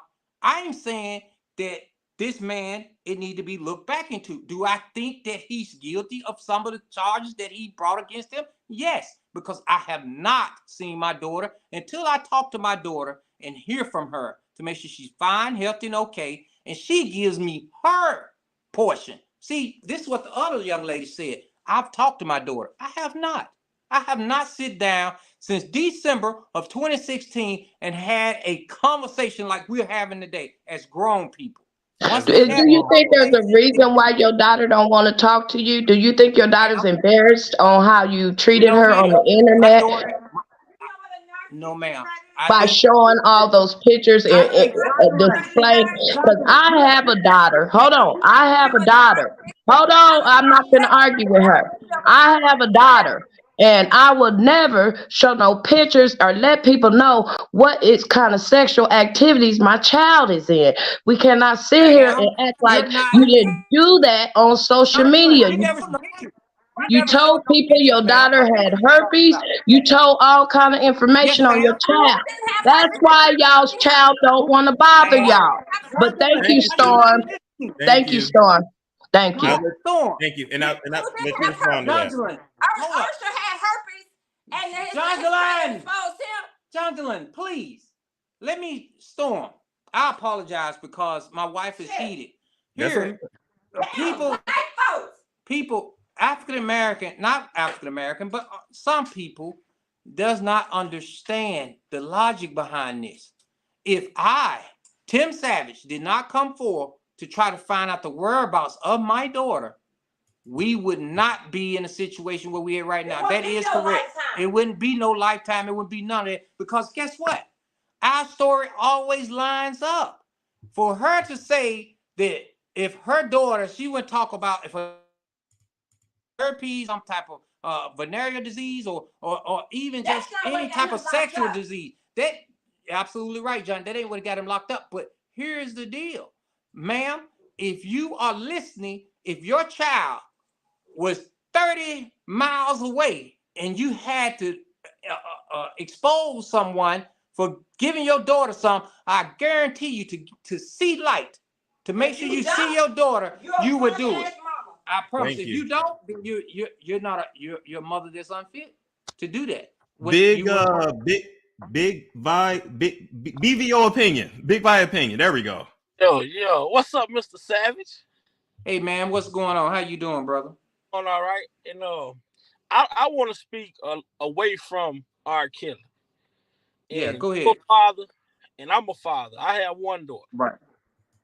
And the approach, I My thing is, I think if the approach about your daughter, your approach towards your daughter about this situation would have been different, her response would. I think the humiliation, the public platform, the many of the press conference speaking about underneath her clothes, different things of that nature. I think that plays a part into her thought process. No, it don't. Johnson, please, Johnson, I'm I don't talking want you to to talk, Johnson. and Mr. Savage as a father, from a father to a father. And like you say, we know our daughters. As when you have a daughter as a man, you know what you do to your daughter. You are her first line of defense. Absolutely, Okay, I agree when with they that. go to college, what you supposed to do? Johnson, please. My wife is interrupting. I'm sorry. Johnson, can you go upstairs? Did you go to college? Johnson, please. I'm sorry about that. Go ahead, caller. Yeah, that's what I'm saying. As your daughter, when you have a daughter, you're supposed to model yourself in a way to where your daughter, please, no matter how old she get, do you agree, Storm? No matter how old you get in life, you gonna always be your daughter's father. No matter how old she. I agree with that, bro. I agree with that. Police report on campus. Johnson, stop. I agree with that. I did file a police report on campus. Go ahead. Do you have any regrets about the initial approach to the situation, building that safe way for your daughter to come back to y'all? Brother, let me explain something to you. I do if you have war, right? War doesn't determine how the war, lose the war, whatever, right? Because war is war. And that's the way R. Kelly was with me, and I was with him because I was trying to find my daughter. I was trying to make sure she's fine, okay. Yes, do I apologize for some of the things that were done? Yes, sir, I do. But at the end of the day, we wouldn't be in this situation if we had to choose which way the war would be won or which way. It was no winner here, by the way. Okay. It was just the fact the way that it was done. Yes, sir, I do agree with what you're saying. You just made a good point, too. So you say we wouldn't be in this situation. But right. y'all daughter, Johnson,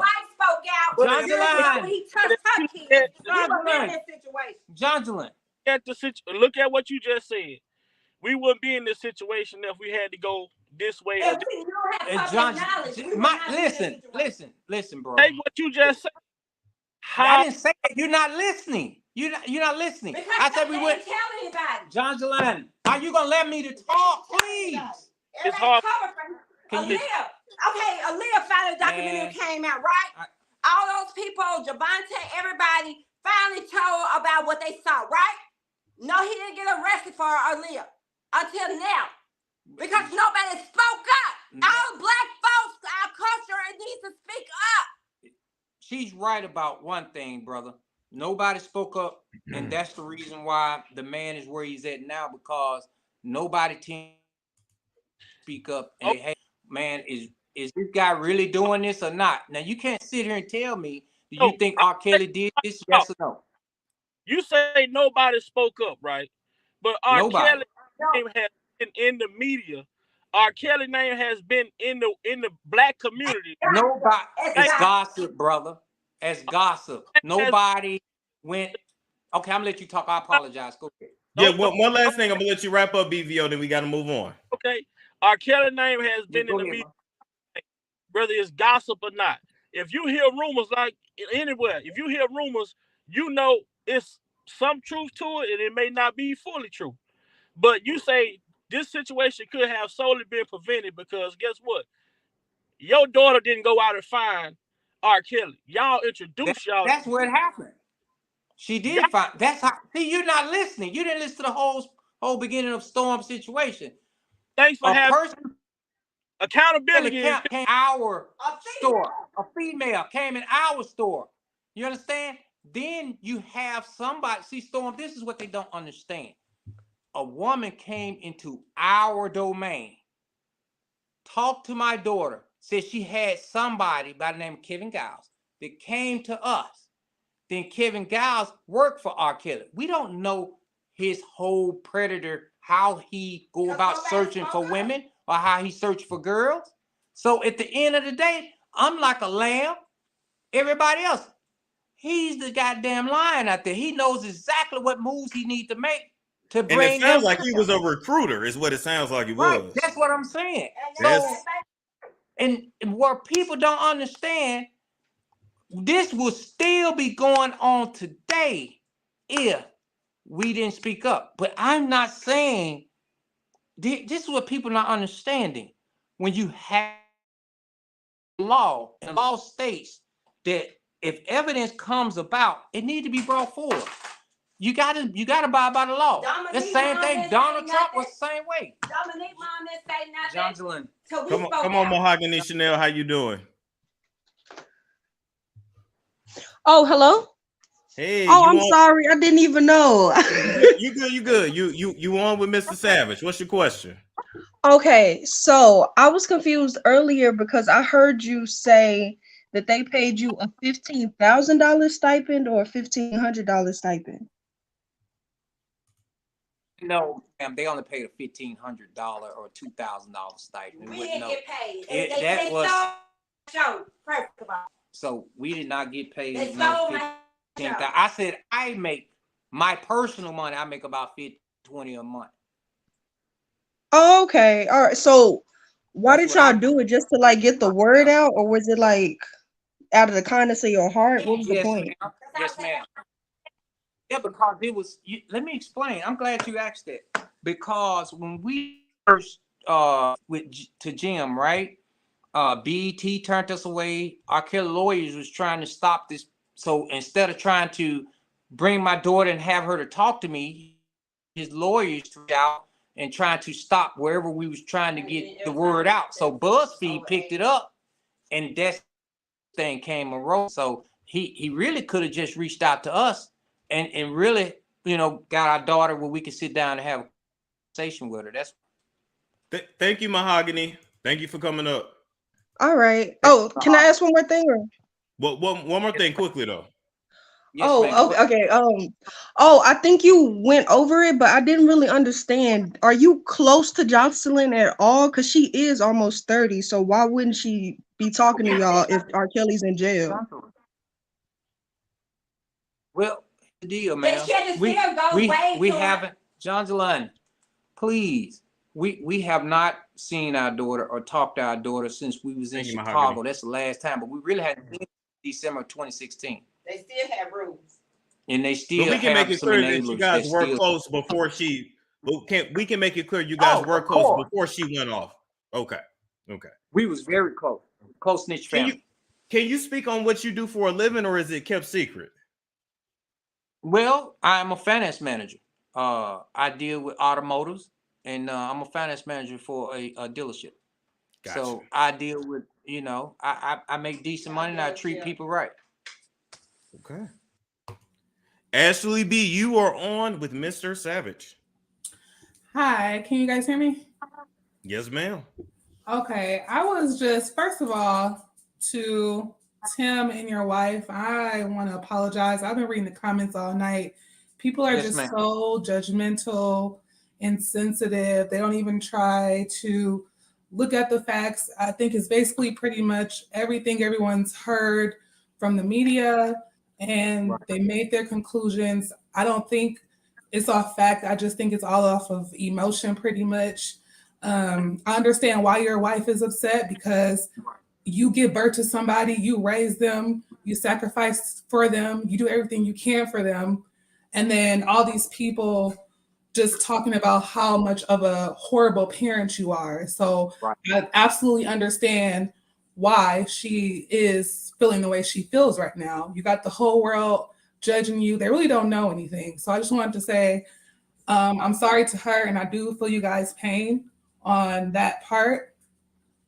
And I just really wanted to ask you guys, do you think it was a situation where it was part truth, part lie, as far as you guys' story was completely truthful, but then you got some stories that were not truthful, and that the media and the powers that be purposely mix everything together like this to purposely create this confusion to get him locked up for their own reasons. Do you feel like that is what happened?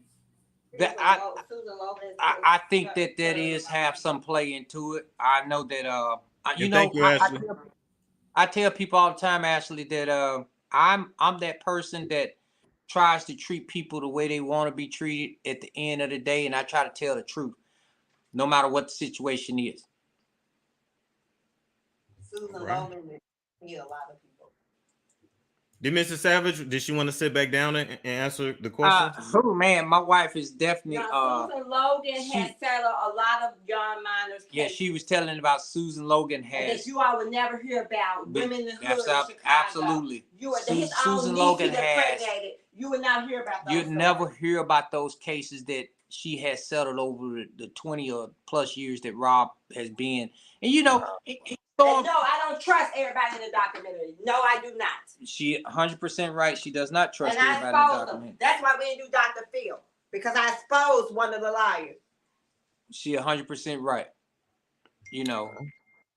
Spitting fire, you're up with Mr. Savage. Hey, how you doing, Storm? Good. How you doing? All right, Tim, you gonna talk to me? Yes, ma'am. Okay. Let's talk. Okay, let's get it. So there was a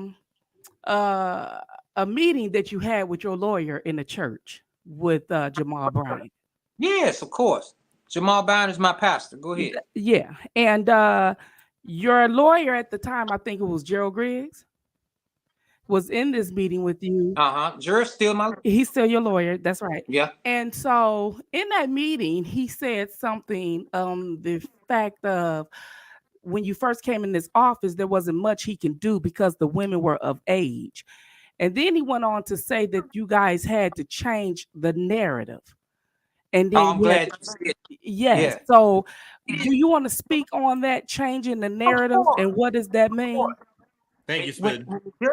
Well, I can't speak directly for what that means because it didn't come out of my mouth, right? But what I can say when he say change the narrative, he need to understand how it went about. Joycelyn met with R. Kelly, or how these things, because people were saying that we sold our daughter, and the narrative that's not true. We never had no entity of selling. R. Kelly never gave me no. R. Kelly did nothing but treated me and my wife nice at the beginning. Only thing we was concerned about is that we could not speak with our daughter. We couldn't hear from her. We couldn't make sure she was okay. And we still haven't had that possibility to do that. And I'm eager to talk with her. I promise you. So when he says something like that, that's what I think he meant. Because I can't talk for him because he's not here. But what I can say, that's what I think he meant. Thank you, Spitting Fire. I just have to clear this up real quick, Storm. What he was saying was when the pastor asked him to speak, he was saying there wasn't nothing he can do because they was of age. So he wasn't really talking about you're not having a conversation with your daughter. He was talking about the narrative of the fact that they were supposed to have been underage, which wasn't true in your daughter's case. Right. That's what we're talking about. See, everybody don't understand. I don't know why people don't understand this. My daughter was of age, which is true. But at the end of the day, do I not have the right to know that my daughter is okay? Do I not have the right to make sure that she's fine, healthy, and okay? That's where anybody, if you had some 20 women that was kept in a closet, you would still need to find out what those 20 women are and make sure they're okay. Because they're not kids, that don't mean you don't need to know that they're fine and healthy and okay. Man, come on now. Brooklyn Freckels, you are up with Mr. Savage. Hi. Excuse me. Hi, Storm. How are you? I'm good. How are you tonight? Okay. I'm a little nervous because I don't usually get on people's platforms. But to see Mr. Savage up there, I couldn't miss this opportunity. No worries, man. I have a couple of things. I want to know exactly what are you guys outraged of Mr. Kelly being so guilty about? Throughout this whole trial, you guys keep saying all of these underage young ladies, but it wound up being Azriel. And as we see now, her mother, with all of these text messages, lied and said that this girl was 18. Your daughter was of age. So I really don't understand what is the outrage between you and Mr. Kelly. You keep yelling out your daughter was raised in a 2-family household. That's As we absolutely can see, it's very dysfunctional. You can't even tame the lady that's standing behind you. So I could imagine what kind of household that was. We ma'am. all Black people here on this platform right now, and we know y'all not upscale. Y'all kids have already been out in the street with other men. I want to know why Yes, Clary ma'am. didn't go after the guy that he claims his daughter was trying to kill herself. That would have been something that somebody, a father that's concerned about their child, go behind and really make a fuss about. You guys are doing all of this stuff for absolutely no reason. And y'all Okay, now keep let him bringing up respond to that. one more thing before you stop me with the Aaliyah situation. Everybody keep bringing up R. Kelly with Aaliyah. I have seen Aaliyah with Jay-Z, Damon Dash, a host of other people, and ain't nobody saying nothing about that. But because you guys seen and Aaliyah died saying she didn't have no dealings with R. Kelly in that matter, but y'all want to make her have sexual or marriage and all of these things with him. You guys are wrong. Y'all all gonna burn in hell behind this shit. Okay. I want to let you respond to that. We can't start saying people gonna burn the hell now. You gotta let him respond. You gotta let him respond. And see, ma'am, that's what the difference is. You know, I don't know if you have a young adult or a child of an age or anything like that. That doesn't change the way you feel about them because they get to be 18, 19, 20, 21, 25. It doesn't change how you feel about them. I never put myself in the same situation as the Clarys. I've always stated as one thing and one thing only. I wanted to make sure my daughter was fine, healthy, and okay. And I still don't have that answer today. Until I have that answer, ma'am, as a father and as my wife, you know, we're not gonna stop until we make sure our daughter is fine and okay. We, you know, and for you to answer and state that my wife is upset, of course. Would you not be upset if you birthed a child and you have not been able to talk to her in over 7 years? Would you not upset? Just if you had a child that you couldn't talk to in over 7 years, you would be upset, and things could make you get upset. Things could make you have a little hot head, and you know we Mr. are all Savage. human. We gonna leave that there. We gotta move on because baby, they packing out the back. I appreciate you though, Brooklyn. We gotta leave that Have there. a good day. Thank you. Have a good day. All right, True Strong. I can't read your whole name, but you up. Hi. Hello. Can you hear me? Yes. I was just wanting to say hi, Tim. Hi, Jondelyn, and I wanted to let you guys know that I support you. But I mean, it's like it's a lot of comments going on, and let's not just act like Azriel. She just said Azriel was the only minor that he was convicted She wasn't of. the only minor, right? No, you had Geronda, Alexis, Azriel, Stephanie, Paulina, Rashonda, Brittany, Tracy, and Nia. They were all minors. Absolutely. And let's be clear, it was proven in court that he did marry Aaliyah. Hell, R. Kelly admitted to it in his mitigation report during the sentencing and everything. So let's not do this. Miss Truth, here's the deal. Some people are not gonna sit down and want to have a legit conversation to where they can't separate the man from the music. If R. Kelly never exists, R. Kelly never exists, but Robert Sylvester Kelly did, what would you think different about him if you never known him for his music? And see, that's what people are not listening to. You know, if you just saw him just a plain Joe out on the street, would you see him the same way what you seeing now? You say lock his ass up. But I say the same thing. I have not heard from my daughter. I say this to say that if new evidence has come out, I think it need to be relooked at. That's all I'm saying. I'm not. All right. Any final comments, True? Yes, my final comment is that if I was in your position, I would continue to fight for my child as well. Thank you. True. Absolutely. Thank you so much, dear. Choke no joke. You up, man? What's up, Storm? How you doing, brother? I'm good. What's How up, you doing Choke? tonight?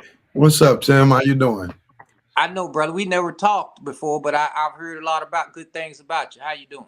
I'm good, man. Where is your wife still around? Hey, I'm gonna leave her off this panel because at the end of the day, you know, she's frustrated and she has that right because of her daughter. So, you know, we're gonna leave her off the panel at the time. Okay. All right. Well, hopefully she'll get to see this or she's listening. Yes, now, sir. I'm a father, just like y'all. I have an estranged relationship with my daughters. They don't speak to me, right?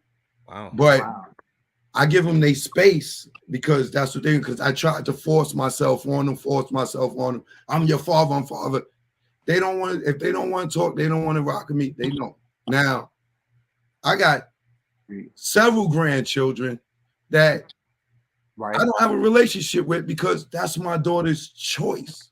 Whatever her mother did, or whatever the F her mother told her to make her not deal with me after child support is over, I cannot force myself on my children and make them talk to me. Now, in your case, Joycelyn was 19 when she met R. Kelly, right? Mm-hmm. You're absolutely correct. When I was 15, my mom thought I was downtown at my cousin's house in the Bronx. I'm in DC selling drugs with Jamaicans. My mother ain't raised me to be doing that, right? So my point to you is just like your wife was saying, when your kids go off to college, you have less control over them. They grow up. In your case, absolutely, I agree. In your case, Joycelyn, she met an older man, right? But she was emancipated. She wasn't under 18. She was emancipated. So I understand when you say, yo, I want to know that my daughter is right, is all right. But that's all I want to know, bro. You know what I'm saying? If Storm was 19 and he moved out his mother's house and he got a girlfriend, a lover, or whatever at his house, his mother can't come over there and be like, Storm, come outside, come home. She cannot do that. What I'm saying to you is this. Your daughter was grown when she met R. Kelly. None of us condone R. Kelly's preference in younger women, but it wasn't illegal when he met your daughter. So I didn't say that. I know, but when you running around, so I want my daughter back, and then if you see Alice Clary's text messages to her daughter, helping her manipulate R. Kelly, lying to him about her age. She's underage, and her mother is pushing this thing going on. You know what I'm saying? Right. Your case is different. Like, I understand, like right now, R. Kelly's been in jail 3-4 years. How is he stopping you from seeing your daughter? You know, I'm glad you asked that, bro, because remember when I told you the last time I physically saw my daughter? Just hear me out. I want you to hear what I'm saying so you can get a good understanding. I was driving my daughter to school. I say physically. When I say last, like real daddy and daughter conversation, notice I said when we did the at the house, I hugged her, right? And I said, okay, I'm gonna take you back to school. When we got downtown Atlanta, I went to put my arms around my daughter, and she frailed up like somebody hitting on her. So we went to the pizza spot, and she ran in the bathroom. We still trying to find out what's going on. So then she came out because of the managers won't call the police. So we went to the school before we can get out the car good to just give her a hug and say, we'll talk to you later. We'll see you tomorrow. 5 miles an hour. She jumping out the car like Superman. And her roommate already that, things was going on. So I told her roommate, just, hey, give me a call. If something happened, I'll be back up here tomorrow. So she called me by the time we got back down halfway to Atlanta. So now hear me clearly. This is the last time I had any conversation with my daughter. So don't these things tell you, if you've never experienced this with your daughter and she's doing all this stuff here, something is wrong. And I just want to have a conversation. Brother, sometimes it's us. I'm not gonna put all the blame on my daughter, my kids' mothers. Just want to have a conversation. I'm not gonna put all the blame on my kids' mothers that why they don't talk to me, because we had a good cop, bad cop relationship. I'm inflicting fear to make them do right. And you probably was doing the same. Your daughter might be scared of you. My daughters might be scared of me. Let me tell you, I've never inflicted fear on my daughter. My daughter could always have a conversation. Matter of fact, my daughter had a clothing store that she was running. They was running these things. I did that so they can be responsible. You follow? Hold on, Mr. So Savage. Hold on, Miss. I will say this. Sometimes it's not fear. Sometimes it's embarrassment. Embarrassment. Sometimes it could be that. That's true. That's true. You get yourself in such a position you don't want to go home and have to face your family. Because if you come home, you're going to have to talk about it. Right. I agree with that. That's just being growing. Like me and you and Storm are talking. This is, grown folks talk. And maybe she couldn't approach me and have this conversation. You may be right. But I just want to make sure my daughter's fine, healthy, and okay, bro. That's all I want, man. I've been wanting that from day one. I'm not going to stop screaming it, because at the end of the day, that's my daughter, and I just want to make sure she's fine. If any man stopped doing that, I can only count for what I think, right? And brother, I'm a protector of women, just like you and everybody else. But when our kids don't want to mess with us, we cannot force it. We have to be patient and wait for them to come to us. You know what I'm saying? You went out there, you made this whole hoopla, and your daughter was grown, bro. But at the end of the day, listen, I'm glad you said that. Listen, I want you to listen, Choke. Hey, don't cut Choke off. I want him to listen. No, I'm not. Choke, I want you to understand. Listen, are you listening to me? I had Shanti McGee telling me my daughter was being locked in a room and peeing in a bucket. And she said, your daughter just left from Rob House when she was in college. She said, your daughter been locked up in a room being beat. Shanti McGee telling me this. So that's the reason why we did that's when we tried to get to find out what's going on. Because I have people coming to me, Choke, that's around Rob, telling me my daughter's being beat, telling me my daughter's being in the bucket, telling me my daughter is losing weight, all this, right? So when I get a chance to see her, she look the same. She look unhealthy. Everything they saying is true. Everything. So you tell me, for a father, if a son or a daughter, and they saying your son is being put in a room, locked in a room, and they been around your son. Your son is being used and abused. I'm just saying, you're gonna find out as a father. And what I'm saying to you is, y'all did wellness checks and all that stuff. Your daughter could go shopping in Beverly Hills with allowance, but they can't go home. If she call and talk to me, the last time they said she shopped with the bed, listen, I'm saying, she was saying, oh, they had them on TMZ. Guess who they had behind her? Guess who they had right behind her when she was? Oh. The young lady saying that she was held accountable, and this is the same young lady saying she escaped from. So look at the situation. Think about it. But I will. My daughter, I will my say, daughter's Mr. in bed. Savage, Said that. My daughter's in bed.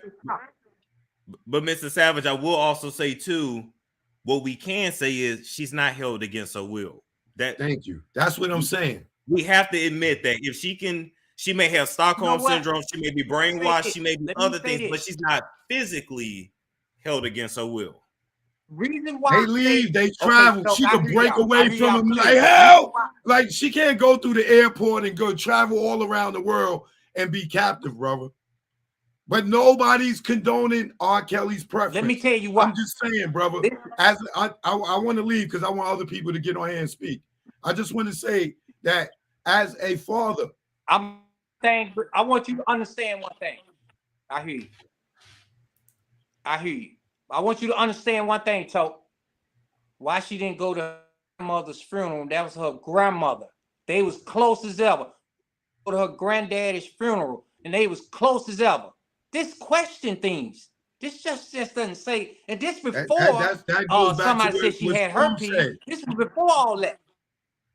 That goes back to what Storm said. Embarrassment. It can be embarrassment. Like, because can you know, you imagine the paparazzi being there at the Yeah. funeral if she show up? She's famous now.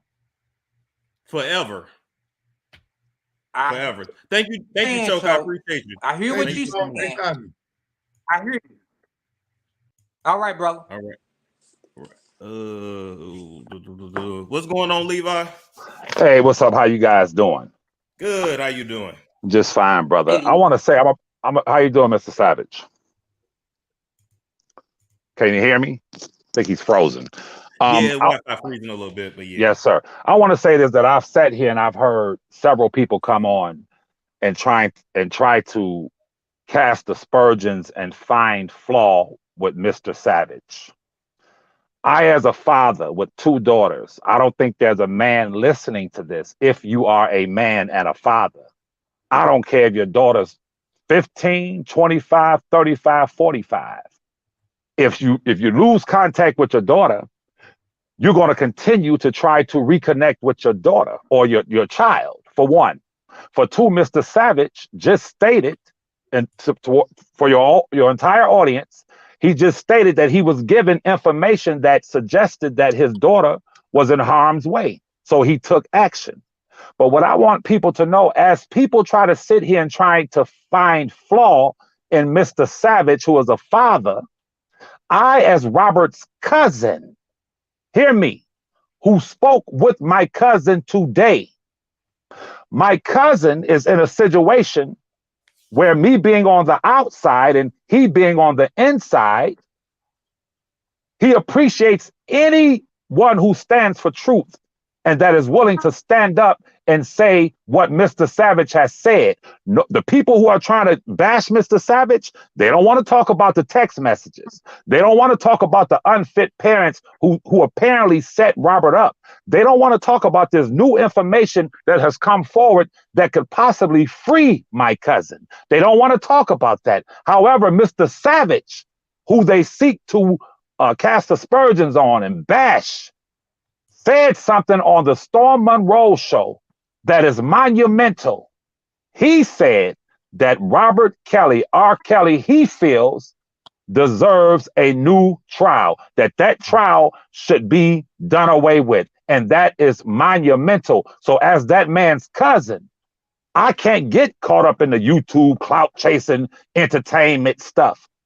I'm only concerned with that man receiving justice. So Mr. Savage, I'm saying to you, as Robert's cousin, I thank you for standing on the side of what is right. You could have, after the text messages came out, you could have said, I don't care. I'm going to still ride with the parents who set him up, apparently, allegedly. No, but you said, you know what? I can't go along with that. So why would anyone not focus on the fact that you said R. Kelly deserves a fair shake and he deserves justice, and that is not justice for him to have been convicted with this newfound information coming out? No, they don't want to give you your props. They don't want to thank you, and they don't want to call you a noble man for standing for what is truth. What you got going on with my cousin and your daughter and all that, that ain't nobody's business. That is between you and your daughter. That is between you, your daughter, and my cousin Robert. And for all of those, I'm about to get off of here right now, who will come in the chat, who will come on and say he's not R. Kelly's cousin, you sitting on a man's show, Storm Monroe, who my cousin himself told him, I want people to listen to my cousin Levi because I have followed this case. I have followed him. I have been with him through every step. I love him. So I would be a fool to try to come on here and bash Mr. Savage when this man has done more for him in 4 years than I've seen anyone do by standing up for what is truthful and what is right. That man said that this man says that R. Kelly deserves a fair shake and a new trial. And once this information reaches CNN and all over the world, it's going to benefit him. Absolutely. Thank you, Levi. Thank you, brother. Thank you. All right. We're going to wrap up, Mr. Savage. Any last messages you want to get out to the people? Yeah, I do, man. Levi said a lot, brother. And thank him for coming on to listen to what my thing is to have the truth, bro. My thing is not to sit here and think if new evidence come out, any lawyer, anybody, if whether they defense or the plaintiff should want to say, you know, they need justice. Just as we hearing from Donald Trump, you know, if Trump had things come out, they're gonna nobody at the same time. If this man has new things to come out to say that these text messages came out and he was set up, then he need to be they need to relook at this and revisit this because it's not right on any level. I don't care. I sleep at night. And if people can't sleep at night, that means that they're crooked. I sleep at night. And I always say this, and Storm, I'm gonna tell you this. If Tasha K, she need to apologize to me.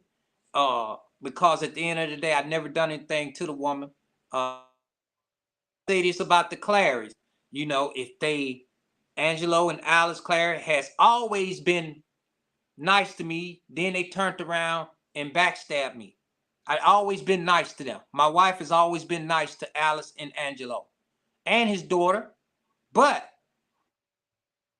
have significant exhibits that have come to court that needs to be addressed and need to be addressed to the fullest because of the fact that this is not hearsay.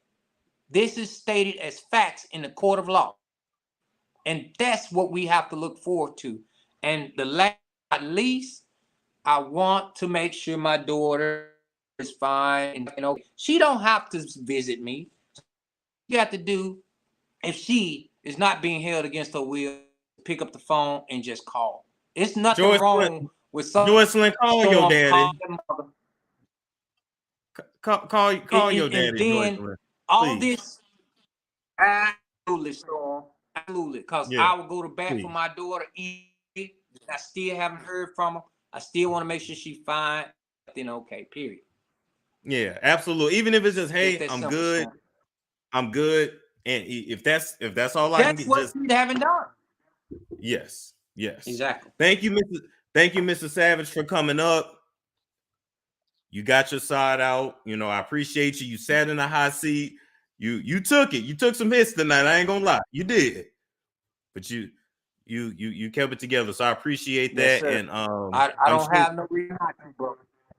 And I'm sure we will be in touch. I'm gonna go ahead and we're gonna call it a night. You take care now.